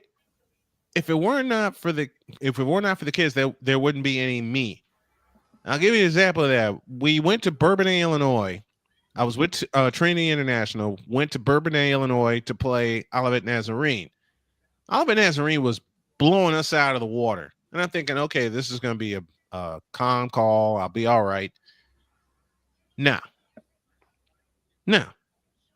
TIU decided to make a game of it. They had the ball on their own 9 in the midst of this comeback. Mm-hmm. And as I often say, and then this happened. Pena waits and takes the snap. He'll fire the screen, complete to Beals, 10, 15. Oh, this is trouble. One man to beat. 40, 50. Go, Denny, go. 30, 20, 10, 5. Good night. Touchdown. Unbelievable. That was one of those times I threw the rules out the window. Been there, done that. And he was gone. Like I said, it was one of those times I threw the rules out the window. What was the hardest sport you've ever called? Ooh, I think if I didn't have experience playing, it would probably be hockey. But that's what I grew up with, man. I mean, that was probably my best sport.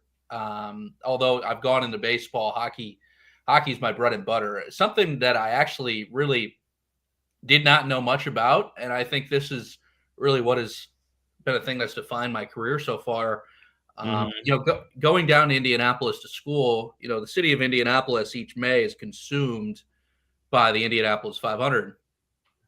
And although, so I have not physically called the Indianapolis 500, but I'm lucky enough to be the studio host each May for practice qualifying in the race.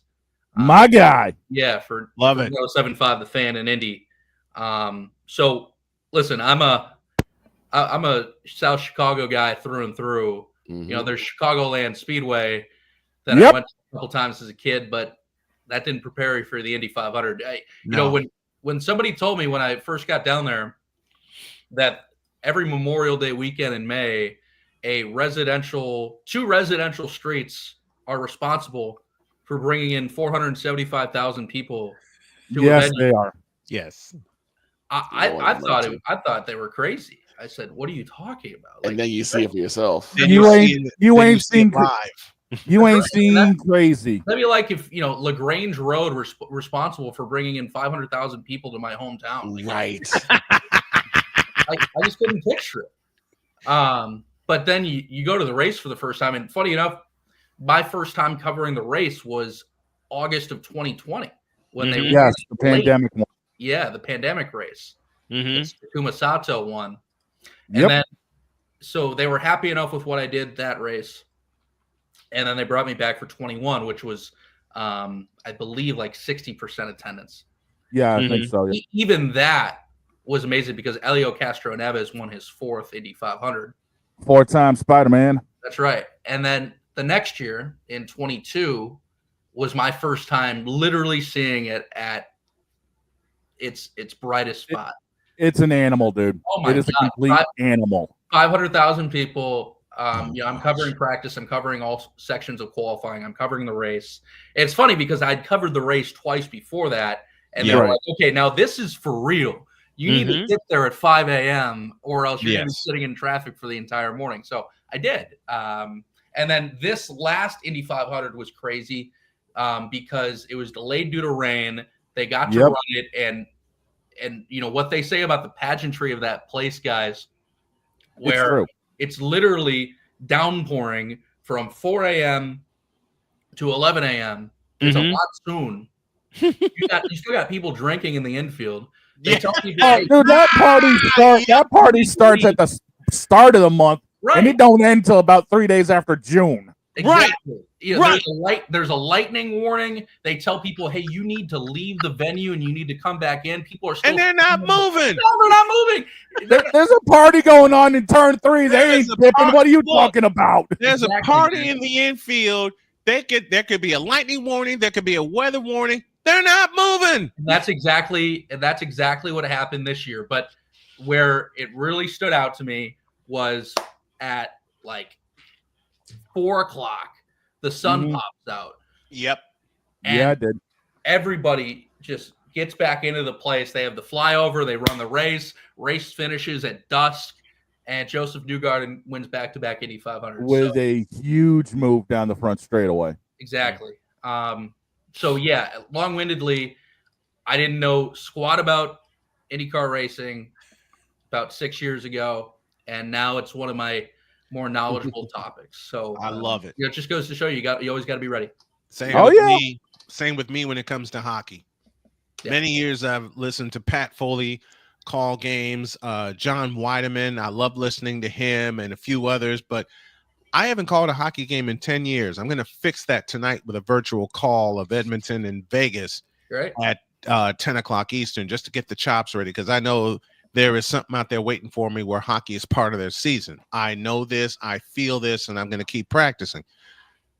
But you want to talk about a time where I had to deal with a party out front. Uh-oh. There was a state semifinal game one year when a state quarterfinal game, I beg your pardon, when the Brother Rice Crusaders hosted your Lincoln Way East Griffins. They built temporary stands in one of the end zones. Yes. In one of the end zones. That's how much people were wanting to come in and pay and see the game. And Victor was with me. Craig Hill was with me. Wow. And that whole day, we did nothing but prepare for Brother Rice and Lincoln Way East because it was the game of the night. Yeah. It was the game of the night. It was the state playoff game of the night. It was a quarterfinal game. And I'm thinking, how are we going to do this? Because because we're used to having games on Friday with the Catholic League, and it's always a 7:30 kickoff. No, that night it was Saturday, and it was 7 o'clock. And Craig was the first one to say we got to move everything up a half hour because of the kickoff time. So what we did was we spread our pregame show from 30. We extended, I beg your pardon, from 30 minutes to an hour because of all the notes we got that Saturday from the good guys at Lincoln Way East and all the notes we got the couple days before from Brother Rice. And here's the crazy thing is that when we got set up, when we first got there, it was probably about quarter full, the stands were. Yep. By the time we finished setting everything up, which probably only took about 10 minutes, I looked up and I looked at Snowman and I said, Snowman, full. He's like, and what? I looked out the window. And this is when Brother Rice had the old press box. When you had to squeeze everybody into that damn box. Yep. Including Mike Minervini, the longtime statistician, all the folks from Lincoln Way East, and the radio guy, I can't remember his name at the time, from Lincoln Way East was like giving me pointers, and I was doing the same for him with names and everything. And he came in and he says, who's Brother Rice's voice? I said, you're looking at him. And he just looked at me and he smiled and he goes, can you help me with some of these pronunciations if I run into it? I said, sure, if you do the same for me. He said, I got you. Had a ball. Brother Rice may have lost, but had a ball that night. What year was that? 2005. Yeah. 2005. Oh, okay. Yeah, it was a little before my time, but It was 2005 because 2003 we had a big state semifinal game against Lockport. yeah. And that was crazy. Because that game produced 1,000 yards that night. Mhm. I've called some wild games. What was the wildest? We'll end with this, and we'll both share stories about that. What was the wildest game you've ever called? Man, that's an easy answer. I want to take you back to July 4th, 2017. I was the play-by-play guy in Boise at the time. As mentioned, some pretty crazy bus rides out there. Yes. Let me preface this by saying that summer we played 76 games in 78 days. So add together the shortest bus ride is 6, longest is 14. They sent us, and this is comical, they sent us on a 2-game road trip to Eugene, which is 8 hours, by the way. So we played 2 at our place on what would have been July 2nd and 3rd. And then we played 2 at their place on July 4th and 5th. Yeah. And this is also pre-pitch clock. We played a 20-inning game on the 4th of July, 2017. It took 6.5 hours. What's funny, the Rockies sent us a major league rehab. We had Zach Gimiola pitching for us, who was a Rockies pitcher. He started the game, and then it's funny to look back because Eugene at the time was the affiliate of the Cubs in the Northwest League. And a bunch of guys that played that night for Eugene are guys I had the next year in South Bend. So I got to hear their side of the story of the 20-inning game. So after 9 innings, we came back and tied it, and then we went to extras. And again, this is pre-automatic runner. So there's no automatic runner at second at the time. Yes. So first few extra innings go by the wayside. Nobody does anything. And remember, we had played 2 games at our place in Boise before. There was no off day. So both bullpens were decimated. Completely decimated. Done. They were cooked. Yeah. So Eugene's catcher, his name was Teddy Payne, who was our catcher the next year in South Bend. So I got to ask him about this. This is a catcher through 4 shutout innings in extras. From the 14th through the 18th, the guy threw 4 shutout innings. He's a catcher. So we just continue and continue and continue. And eventually it gets to the 20th. Our guy, his name's JB Moss, former Texas A&M Aggie. The way we won that game was crazy. And again, we had to close out the final 3 outs on the bottom of the 20th. The game-winning hit for us was a inside the park grand slam. What? Bases loaded, ball hit to dead center, hits off the center field wall, takes a crazy hop. All 3 runs score, and then JB scores all the way around. Inside the park grand slam. And to cap it off for the night, it's July 4th, right? It's July 4th. Oh, wow. The game finishes at 2:10 a.m. Pacific Standard Time. Eugene, for whatever reason, the organization set off all their fireworks. They played on the campus of the University of Oregon. So there are people living across the street because it's on campus. It's right across the street from Monson Stadium where they played. Yep.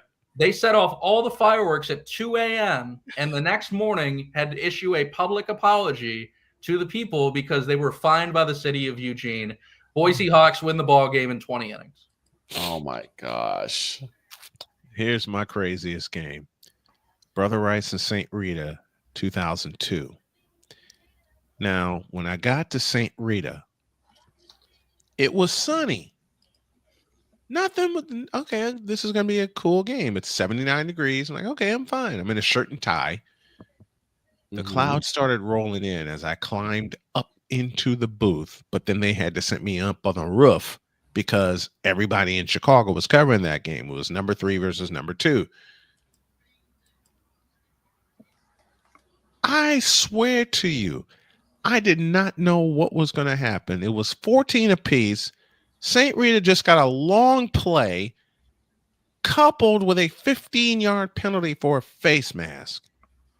Brother Rice spends a timeout. I stopped rolling and I said, please end this. I'm soaked to the bone, and I want to go home. I lost my umbrella. It's flying up 79th Street somewhere thanks to a 20-mile-an-hour gust of wind. I had to protect my equipment from the rain that was coming down. I'm getting soaked. And all I had was a trench coat with me to protect me. You know, that game went 6 overtimes. Man. 4.5 hours later, my shoes are ruined. I'm coming downstairs. I'm getting applause from the St. Rita folks. Like, what? I just did a game. Like, you stuck with it in those horrible conditions. Yes. I've been through worse. Yes, you did. I walked through the crowd, and you know, Catholic League football is an experience. Okay? The tailgating is a bigger experience. The tailgating is a party. All right? So I'm walking through the crowd. I'm getting ready to go to the bus. Someone stops me from the St. Rita crowd, from the St. Rita part of this. Said, "Did you call the game up on the roof?" "Yes, I did." He hands me 2 plates worth of food. And then some of the parents are like, "What do you want to do?" "I want to go home and I want to go to bed." I got home. I put the food in the fridge. My dad's laughing at me because I'm soaked. And he said, "How much beer did you get?" I'm like, "They didn't give me any beer this time," until I reached in my pocket and found 4 of them. That Saturday, Victor called me. "What are you doing?" "I'm drinking beer and I'm eating food and I'm going to bed early." Yeah. Yeah. Well, I didn't blame him either. No, I was about to say, boss, you know my wildest day I've had in broadcasting. To reiterate for those who weren't around, earlier in the year, Droid and I were doing kind of a cross between a watch party and commentating for the NASCAR races. Yep. We started the year with the Daytona debacle. 8 hours of coverage on a Monday night. And this is after he did the Super Bowl with me. The week prior. 3.5 hours of Super Bowl coverage. Then I back it in to 8 hours of NASCAR coverage. I don't know what I was thinking for those 8 hours. We made it work. My voice was shot. I was dragging tail in here the next day. Yep. But 8 hours of NASCAR from Daytona. And then we had to couple it with the Atlanta week after that with that triple finish. Oh, gosh. There have been some wild games with us broadcasters. Brendan King, the voice of the South Bend Cubs, joining me. He also does sports for ESPN Plus. Thank you so much for coming aboard, my man. It's a pleasure, and we'd love to have you back sometime. Pleasure's all mine, guys. Appreciate you having me. Thank you. Thank you.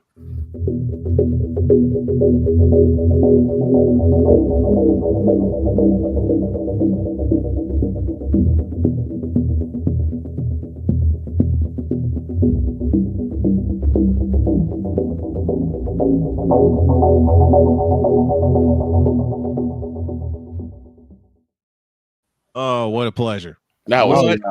What a pleasure. Mike to Mike this morning is brought to you in part by SeatGeek. Use the code Snowman to get $20 off of your first purchase.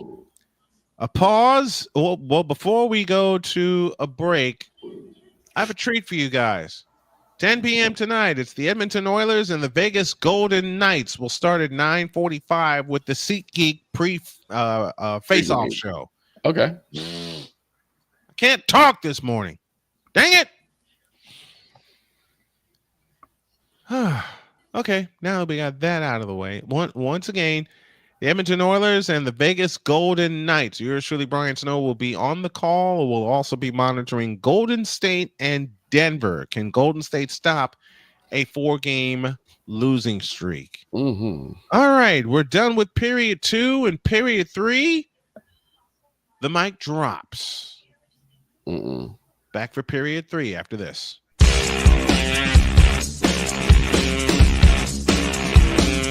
This is Snowman in the Morning.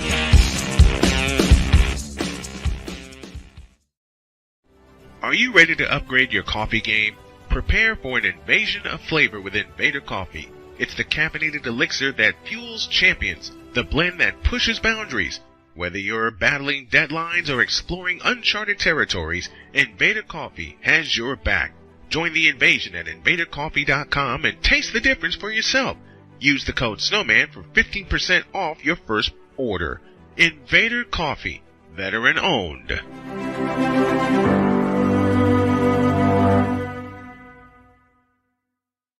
One of the great things about ordering meals from Mother of Macros is that you can do it from the comfort of your own home. Click the national or local delivery link to access the menu, and we'll ship the meals right to your door. We understand you won't always have time to plan, shop, prepare, and cook to provide healthy nutrition for your family, so the process is simple and saves you hours. We know you're busy, so our meals are professionally prepared and packaged. You only need to heat them up and enjoy. We provide macro-balanced, delicious meals chock full of fresh, local ingredients with none of the stuff you don't want to eat. Plus, our menu changes every week, keeping your taste buds wanting more. We take care of your meals so you can worry about everything else on your list. Mother of Macros.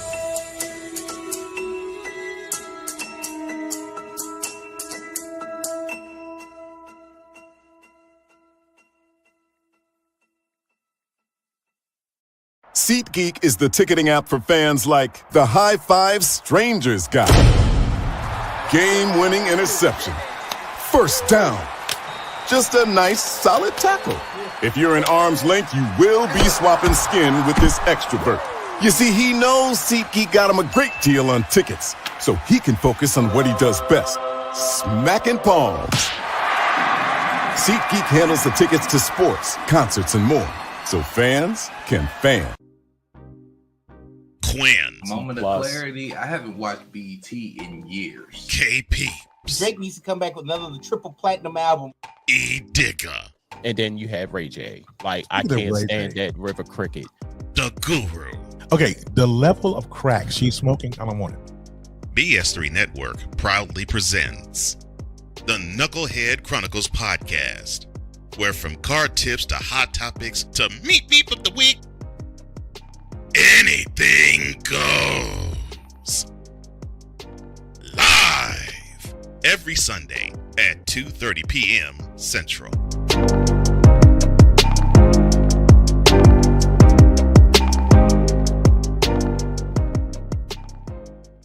During bad weather, driving can become downright dangerous. What's your emergency, please? Trust Battle Vision Storm, the revolutionary glare reduction glasses that turn your sight bright during bad weather at night or during the day. Watch your ordinary vision become extraordinary. Battle Vision Storm uses light optimizing lenses that block blue rays, so you see clearly in heavy rain at night or blinding snow during the day. Heavy rain, snow, sleet, or fog can make it impossible to drive. Not with Battle Vision Storm. Get your Battle Vision Storm for only $19.99. But wait, due to rising costs and supply chain shortages, this may be your last chance to get your very own at this low price. There is a strict limit of 4 Battle Vision Storm per order while supplies last. Don't wait, order now. Call 1-800-483-6319 or visit battlevisionstorm.com. So call 1-800-483-6319 now. Sports bettors, listen up. Your favorite sportsbook, BetUS.com, is back and in our 30th year of action. With live in-game betting, incredible odds with daily odds boosters, props and parlays, fast payouts, and exceptional one-to-one customer service, we got it all. And when you sign up today and use the code Snowman, you will get a 125% deposit match on your deposit. Log on to betus.com or call 800-792-3887. That's 800-79-BET-US. BetUS.com, where the game begins.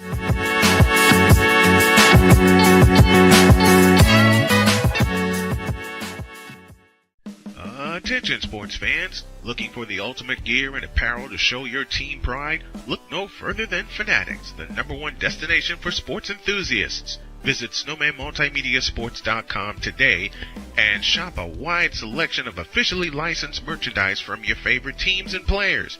From jerseys to hats to accessories to collectibles, Fanatics has it all. Don't miss out on the chance to elevate your game day experience. Head over to snowmanmultimediasports.com/fanatics and gear up like a true fan with Fanatics. Officially licensed everything.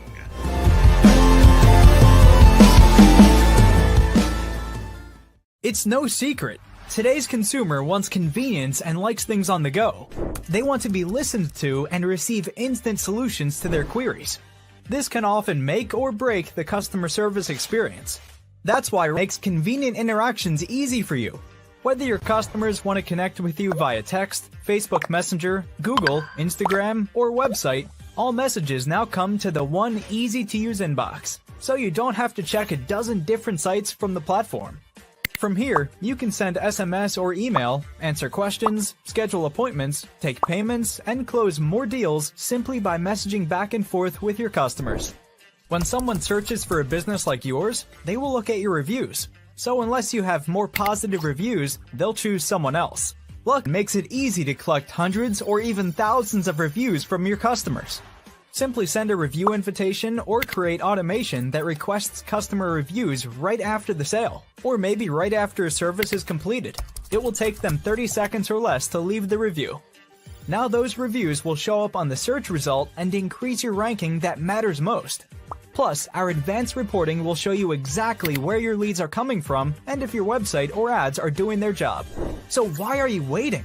Put your business way in front of your competitors, get more leads, convert more of those leads to paying customers by getting started with today. Mister? How do you operate this Twitter thing or this Instagram thing or whatever the heck? You're supposed to know all this stuff. Anyway, welcome back to the show.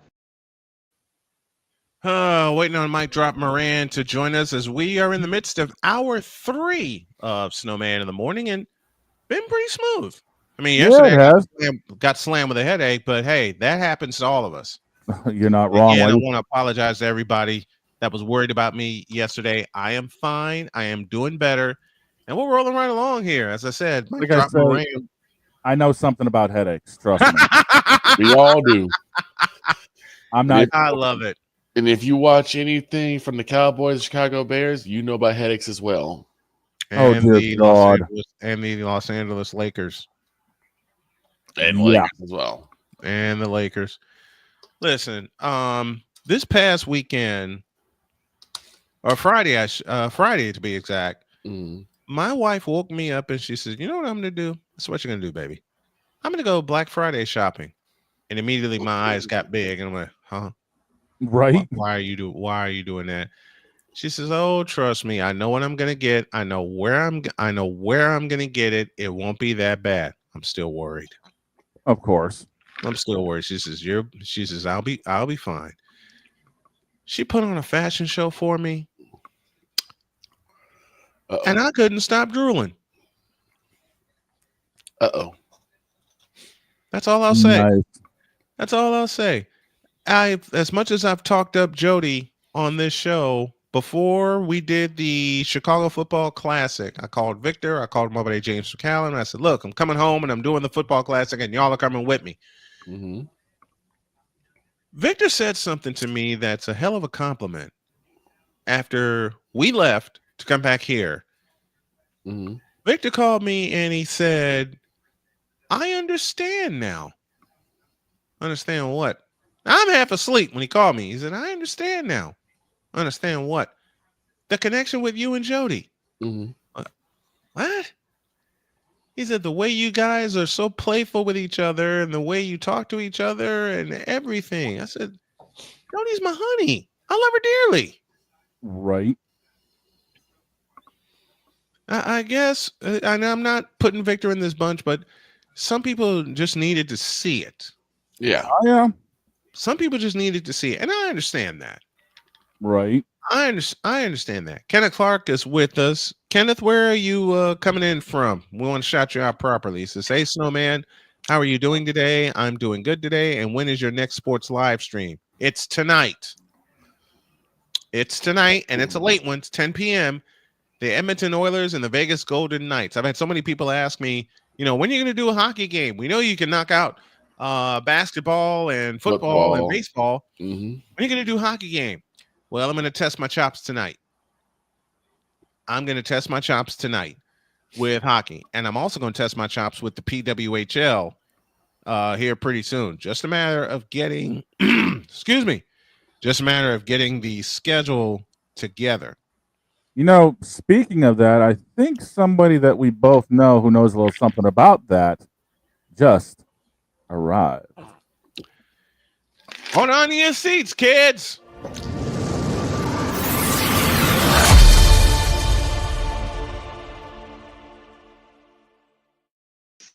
Here's Allie.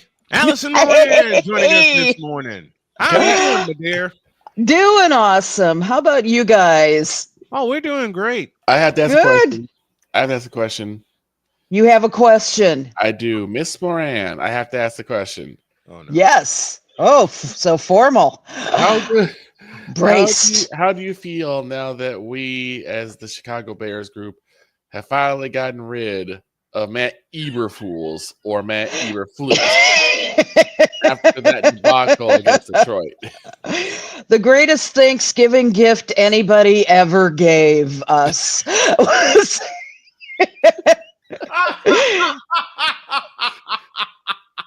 yeah. I gotta tell Allie this story. Jody and I were driving home from the in-laws. We didn't see the final 2 minutes. We left when there was like 10 minutes left in the game because we figured, okay, Detroit's got this wrapped up. We had a long drive home. Yeah. Well, we're driving home here from Columbus, Indiana. Decided to stop to get something on the way home. Got home, and Jody's already exhausted, but she has homework to do, for her grad school class. And I said, okay, she's doing homework. Someone posted the final 2 minutes on YouTube. I took a look at those 2 minutes, and the first person I called was Victor. And he must have known I was going to call, and he said, "Say it." I said, "What the hell was that?" That was just bad. The stupidest possible use of time that I have ever seen in a game. Gosh. Ever. I mean, no, don't call a timeout with how many seconds left? 40. Give me hell. We were calling. Greg and I were calling those plays. It's like we're calling the damn timeout. You had a timeout in your back pocket. You spent a timeout with 46 seconds remaining. Leaves you with one. You could still use the middle of the field and get in position. You were in position to kick a field goal. You take a sack, and the thing that pissed me off more than anything else, I'm not a Bear fan, okay? I openly admit it. I've been a 49er since 81. Joe Montana, thank you very much. Of course. But I've watched football for 4.5 decades. I've never seen that. No. I thought I'd seen everything with time debacles and timeout debacles and not having a timeout to use and the clock runs out. Hey, that happens to everybody, okay? Yeah. I have never in my life, in 4.5 decades of watching football, whether it's with my dad, whether it's with my mom, whether it's my grandpa, or whether it's with my wife, and she got in on the fun, okay? She got in on the fun. I never saw that. It was the worst. I mean, I'll tell you, I have covered a lot of Bears games in my lifetime, and I have, and even all of Mark Trestman's bad offensive moves do not compare to bad time management. That was, I mean, it was such a no-brainer. And this guy is being paid how many millions to get the job done? I mean, I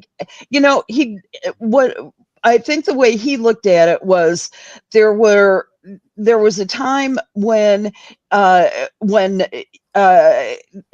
Caleb Williams could have thrown a pass, but those things are so risky. I mean, thrown an all incompletion for God's sakes. yeah, and so I think he took a gamble and lost big, but but I still say that he'd proven very thoroughly over the past 5 weeks that there was no way that he should be the Bears coach for another second. And I'm glad they're moved on. I'm glad they've got this guy in now. I don't know, time will tell what's going to happen with the former offensive coordinator, but we'll see. We'll just see what happens over the next few Shane weeks. Waldron, when the Bears brought in Shane Waldron from Seattle, and I got word, I got wind of that. Yeah. And I said, the Bears hired who as their offensive coordinator? I looked this guy up, and he's coming from Seattle. Yeah. I told Snowman after the game finally concluded, I texted Snowman. I said, Monday morning, we are getting into the Bears decision making. No exceptions. The Bears are on the hot seat. I said, and I told Victor, I said, you're leading off with that on Monday, and we all got a piece of that, and we still got more to do when it comes to the Bears tomorrow, because we don't know how they're going to perform against a beat up 49er team. You know what? Let me say this honestly. You got a beat up 49er team that has only half their pieces, including Christian McCaffrey going back on the IR. I still got a feeling the 49ers are going to hang 40 points on them, even with just what they have.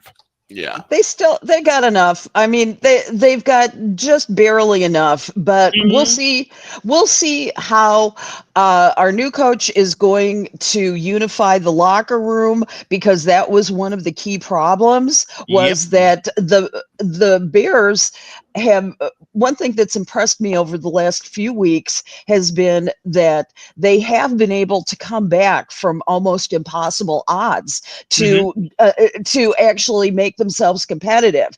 Now, their biggest problem has been in those final closing seconds when everything's on the line and you can throw, you can do a pass, you can do a quarterback sneak, you can do a whole bunch of different things. But the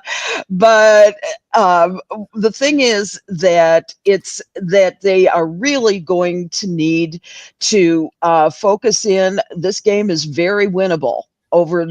I mean, this game is absolutely winnable if the locker room remains, if they become in sync.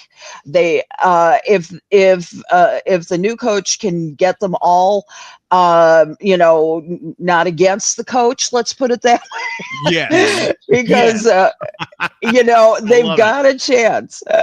They've got a big chance, but we'll see. Speaking of chances, the Golden State Valkyries draft is December 6th. That's right. It's coming up. I'm going to cover it live. I'm going to bring Allie in with me and watch them make these picks. And you got some predictions of who they could draft. Let's hear them. Yeah, well, let's remind everybody that this is the first expansion draft that's since 2008. That was when the Atlanta Dream came into being, and since then there has been no expansion. So this is a big and fun time for the WNBA, and understand that the Golden State Valkyries are allowed to get one player per team. And so USA Today and I seem to agree on a lot of these picks. So let's go to it. All right. The Atlanta Dream is going to give up Haley Jones. She's a guard. She's also a Bay Area native. Brian, you'd better write this down just to see. And what we can do is we can compare and see how right I was, along with USA Today. Okay.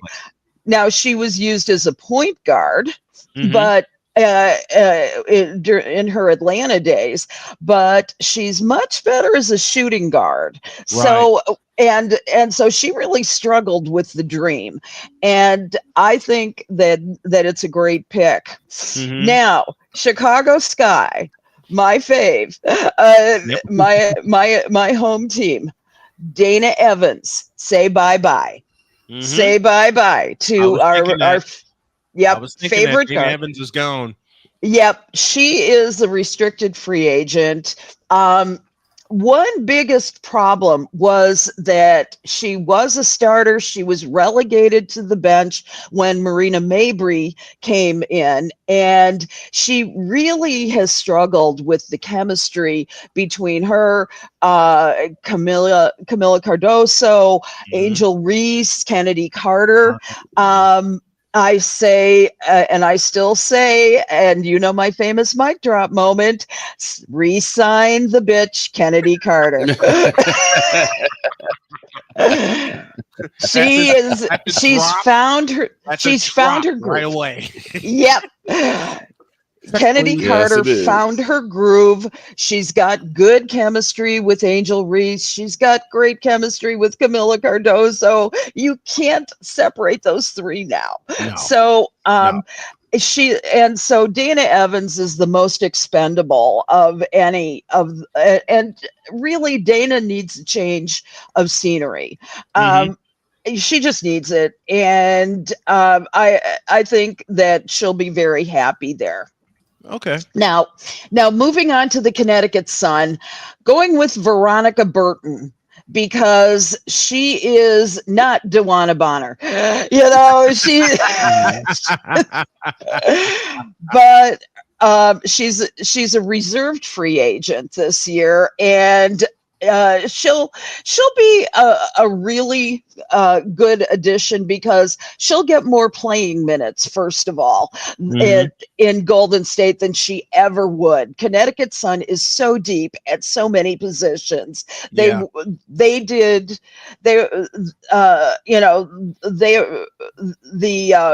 Sun is inches from being back in the finals. You know, they are just inches away. So let's hope that.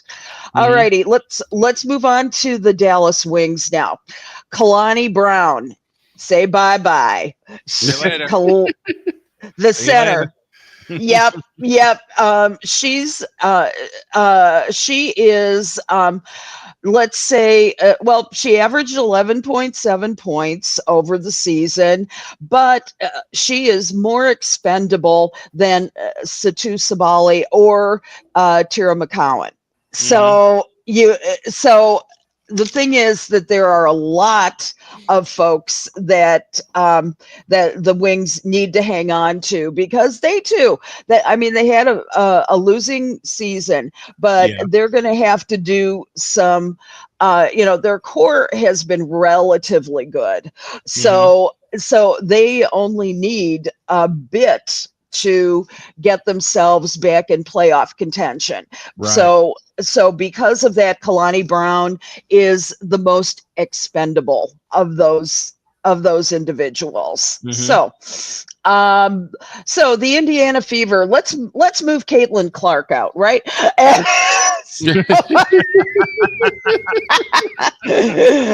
let her become the goddess of the Valkyries. Leave her alone, okay? That'll never happen in 8 million years. That takes 40 games off of me and Allie's schedule, and we're not with that. Right? Exactly. That's 40 games. That's 40 games off the schedule. I don't want to even think about that right now. Exactly. No, it's going to be Demiris Dantas. She's a forward, to remind everybody. Now, she had an MCL injury and therefore is the most expendable of the group. And it looks at this point as if Kelsey Mitchell is going to stay in the lineup. And so that was the one that I was most worried about. And so Yeah. We both were. In yes. covering the Fever, we had to keep that backcourt together of Yeah. Caitlin Clark and Kelsey Mitchell. Now they get a full off season together. Yeah. They all get time to rest. Everyone gets time to rest. We get through this free agent draft. And then you got Kelsey Mitchell and Caitlin Clark reuniting for another season. They got a season under their belt. Stephanie White is their coach. Yeah. Oh, she's boy. Yeah, that's going to be a great rivalry with Liberty. It's going to be it's going to be a great season. I'm looking forward to it. And if I'm remembering correctly, the WNBA sent out their schedules yesterday, and so I'm knee deep in schedules right now. I know you are. Three teams I'll cover: Indiana, Chicago, and now Golden State. I am knee deep in schedule. Right. I know you are. And I believe the All-Star game is going to be in Indianapolis this year. Yep. And I am begging everybody there for 2 press passes, at least 2. Right. All right. Give me a couple press passes, and we'll be good. I got my request in already. I do have to cover the Fever this year. I want to send a request to them to be their play-by-play voice. I do have another question, and I want to take this to something that I don't think we talked about, which is women's boxing, because I know that a couple Fridays ago, everyone was really big on Mike Tyson on Jake Paul. Yeah. That Katie Taylor, Amanda Serrano fight?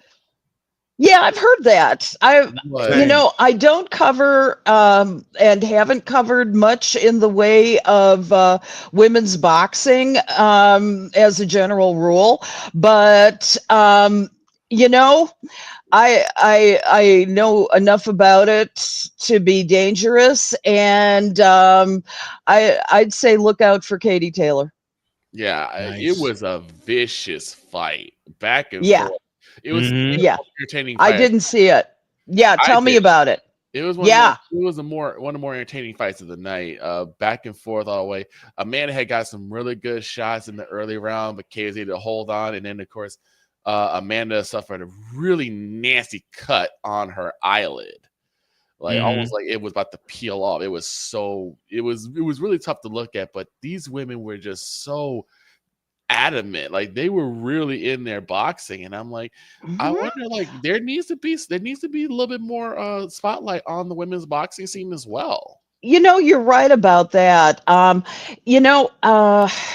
There has never been quite the spotlight on women's boxing, women's wrestling, things like that, and women's volleyball for that matter. I mean, such incredible sport. I'm gonna fix that. A wise idea. I got all kinds of plans to fix that. I know you do, and the thing is, the men in my life express such surprise when women display aggression, and that shouldn't be the case, because hell, I've been a Spitfire.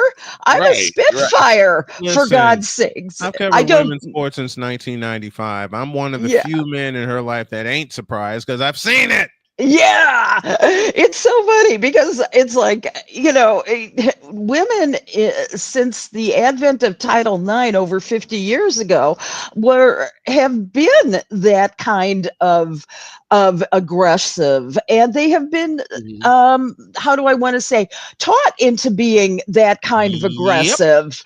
And this shouldn't be a surprise to anybody under the age of 35 that that women can be aggressive, that they trash talk, that they're in, that they can get as violent as any man out there, And I mean, I was taught out of it, when I was a kid, it was always, oh, come on, don't do that.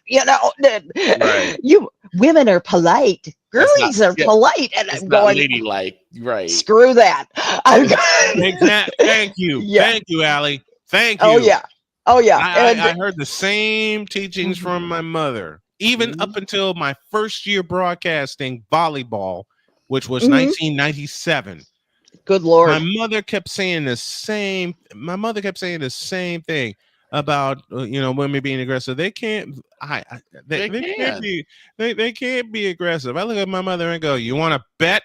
They absolutely And can. this was after my first year covering women's basketball at Chicago State. The 96-97 seasons when I did basketball and I coupled it with volleyball. And, women can't be that aggressive. I think. Oh yeah.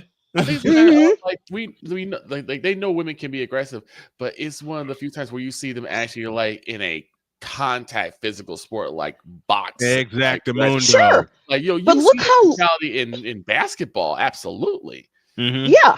But look how long has it been since Clint Eastwood made $1 Million Baby? I mean, look at that's been well over 20 years, and you saw just a little piece of that world. Yeah. And it was aggressive. People do fight dirty. It shouldn't. I mean, that's a generation. It shouldn't be a surprise at all. No. And but why is it still, Allie, such a surprise when they see that? In your opinion, why do you think it's still such a surprise? I think it's just what people have grown up with for, and they're breeding that girls still are some kind of, how do I want to say, that girls are somehow supposed to be demure.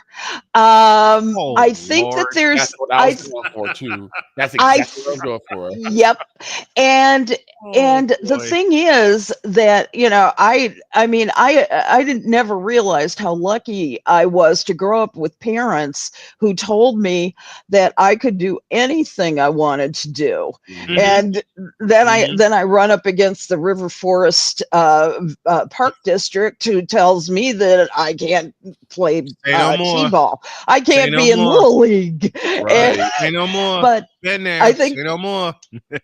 I guest lectured for a now retired professor at Columbia College, and one of the women asked me, one of the students asked me about whether if there were ever going to be a time that women would be truly accepted as just another person in the locker room or in the booth, and Howard Schlossberg was his name, and he interjected. He said, "More people like me have to die."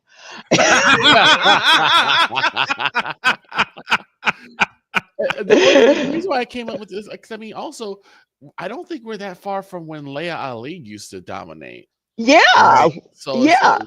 About 15, 20 years. Right. Layla.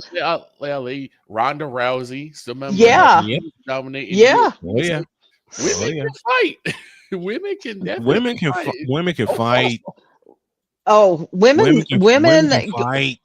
Women are dirty. Women can fight. They are dirty. They're dirty bitches. I tell you. Jody played dirty with me one day when I was working on something here in the office. She comes by and she takes my headset off and she giggles. And I'm like, she won't do that again. Put my headset back on. 5 minutes later, headset comes down again. And she walked away. And of course, as she's walking away, I'm drooling. I'm like, okay, let me stop. I put the headset back on. This is where Jody played dirty. Now she knows I am very ticklish. I was knee deep in editing something. And she snuck in here while I'm cursing at the screen because something didn't act right.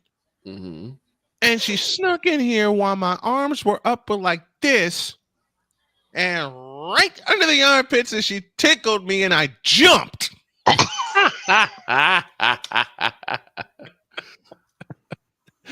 There have been so many times Jody has fought dirty, even on the air. Even when the guys hear her on the air. Oh dear God, yes. Yep. Greg has called me a devil woman at times as well. Just because it's very appropriate. I'll leave it at that.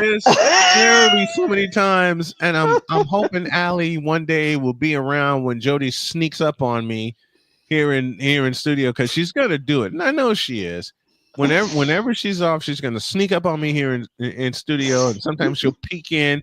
Shane has seen this. She'll peek in and go, "Mister, what are you doing?" And I lose it.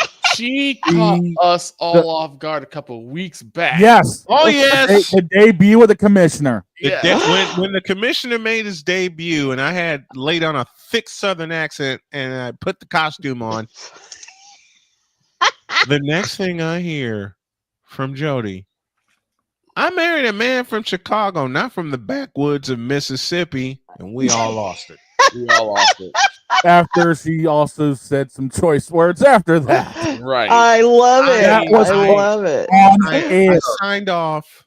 I went in the kitchen and was laughing my head off. Man. And she said, "I hope it wasn't too rude." I'm like, "Baby, you sold the show, okay?" Yeah. I told her, "Baby, you stole the show with that." And I love that. She says, "You're not mad that I came in?" I'm like, "Are you kidding? You're a part of the." I told Jody a long time ago, "You met my guys. You're a part of the crew now." Absolutely. Exactly. Absolutely. Oh my God. Absolutely. Jody is love that. Jody is such a sweetheart. And See? she's been the one that's been giving me the hint to cover more women's sports, which I am doing. I love that woman. I love that woman. Never let her go. Never, never, never, never, never. Yeah. See that? I love that. This is a permanent talus. I'm so glad. Yes. This is a permanent talus, because this woman has rescued me 3 separate times. I'm gonna ask you guys this question too, because you guys just talked about the All-Star game for the WNBA. Mm-hmm. Can we expect to see Sabrina Ionescu versus Steph Curry too? I would love that. I would. I'd pay for that. I would love to see that. I think it would be perfect. And you want to know something, if you don't mind my continuing on. I remember suggesting the same thing to the late great Les Grobstein, back when I was doing our show on WKRS back in between 2009 and 2012. And one thing that that he said was, "Are you crazy? This girl, they'd kill the woman. They'd pulverize them." And I said, "Don't be so sure." Well, at least their egos would get bruised. I'm going, so what? So what? And there's not a chance. Right. I got mad when they were saying, well, like and the thing is, like, they did it from the men's line. She should have did it. How would she do if she was from the women's line? I'm like, it doesn't matter. Right. She did that well against the men at the men's line. Yep. Exactly. And only won by 3 points. Right. Yeah. And he had to hit his last shot to win it. Yes. He had to hit his last shot to win. Oh, that was so much fun. That was the only part of All-Star Weekend, I beg your pardon, that I watched. Right. I will make another prediction. This year, if they do have the contest, she's going to win. I wouldn't be surprised. I was surprised. I would not be surprised. You know, we talked about here. They should reenact the Splash Brothers, Klay Thompson and Steph Curry, and have them go against the Splash Sisters, Sabrina Ionescu and Caitlin Clark. Love it. That would be love nice. it. That would sell tickets. I would be so in attendance at Chase Center for that. Mm-hmm. I would be begging everybody for a few press passes so I can bring the crew with me. We all go to San Francisco. We see that, then we leave and go eat somewhere. I love it. I love it. And then we can go back to my brother's house in San Francisco. And Roger, we're coming over. Hey Roger, I got a bunch for you. You better cook some things. He'll be happy to. He'll grill. I promise. Sweet. He's got a beautiful gas grill in his backyard, so we could do that. Should we finish up on my predictions in the time that we have left? Please. Yes. Yes. Let's do that. Let's go with the Minnesota Lynx. Say goodbye to Alyssa Pilley. Oh. The forward. Yep. Because the Lynx are so deep in so many places.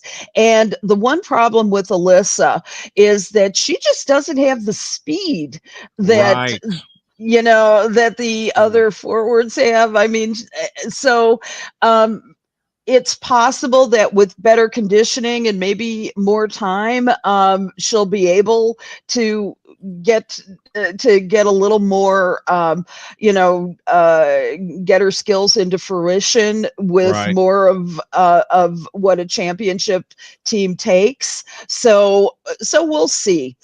We'll see. Let's go. Also, the LA Sparks, Lee Giroux. She stepped in as at center after Cameron Brink had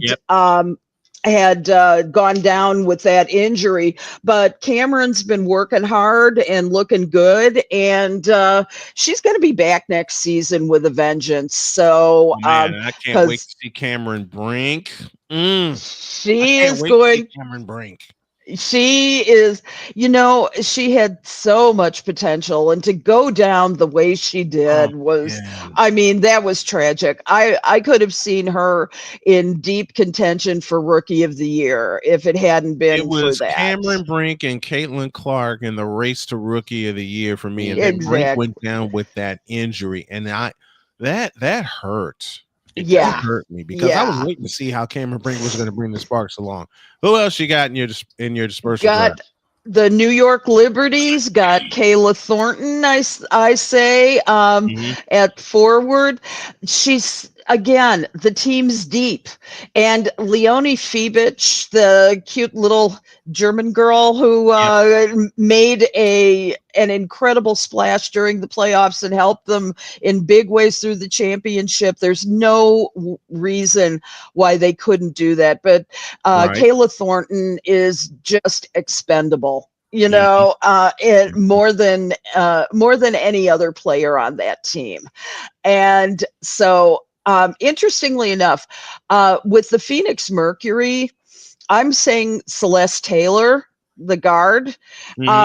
She is. It's bad because this poor girl's been on 3 teams in her rookie season, and it's a troublesome thing.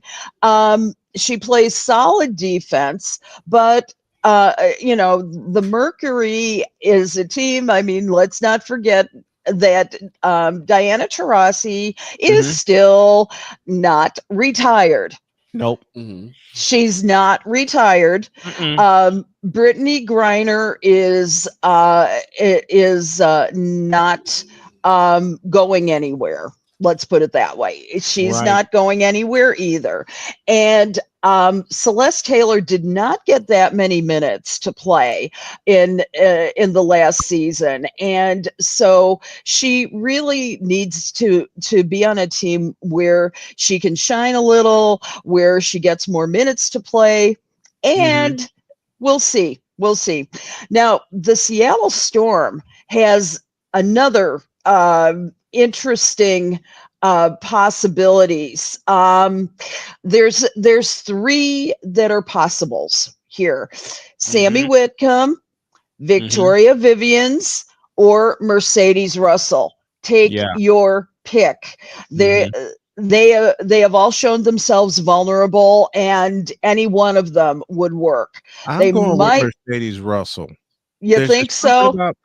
There's just something about Mercedes Russell that would fit that team. Yeah. I think a new start for her would be huge. It would be. Yeah, I agree. I mean, Jewel Lloyd is going to be around for like 50 years, so there's no way she'll be around for a long time. But yeah, and I mean the core group is terrific there, so that's what I'm thinking. Finally, the Washington Mystics. You've got Brittany Sykes. That's my prediction. Mostly because as a guard, she's aging. Let's put it that way. She's aging, but her age and her experience is going to be a real asset. And it'll help that young team. And the Mystics are kind of a mess right now anyway. Okay. So she could use a time where she could actually be of help, help build a team. Eventually she might even become a coach. That's my guess. So I'm thinking that for Brittany Sykes, a change of pace is going to be good for her. Yeah. So that's that would be where I think everybody's going to go. And I'm looking forward to this. I'm going to be glued to the screen. I'm going to be glued Thursday to night. this screen over here and this one in front of me when we do live coverage of that draft. And we got a boogie. Allie, always a pleasure, my dear. Thank you so much for popping on. This was great. This is great. This was Love y'all. All right. Thank you much, dear. Love you very much. Thank you. Take care. You have a great week. Thank you.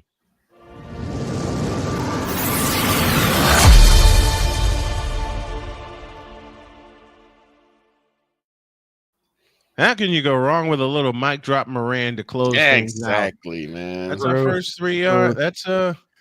That's our first 3 hour show. It's complete, and it went very, very smooth. It really I think did. it's going to even smoother than that. By the way, this is on the way.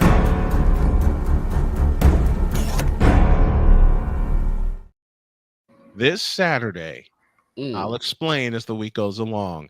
Have a great day. God bless. Remember to make your next move your best move. And always remember, if your dreams don't scare you, they're simply not big enough. Dream big, do bigger. We hope y'all are too. So long, everybody.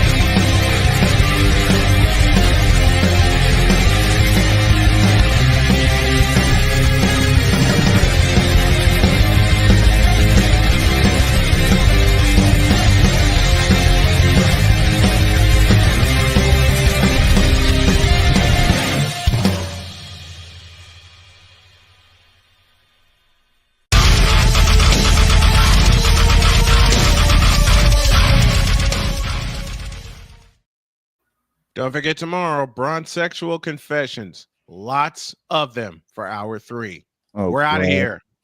Rob Manfred, quit screwing up baseball. Please.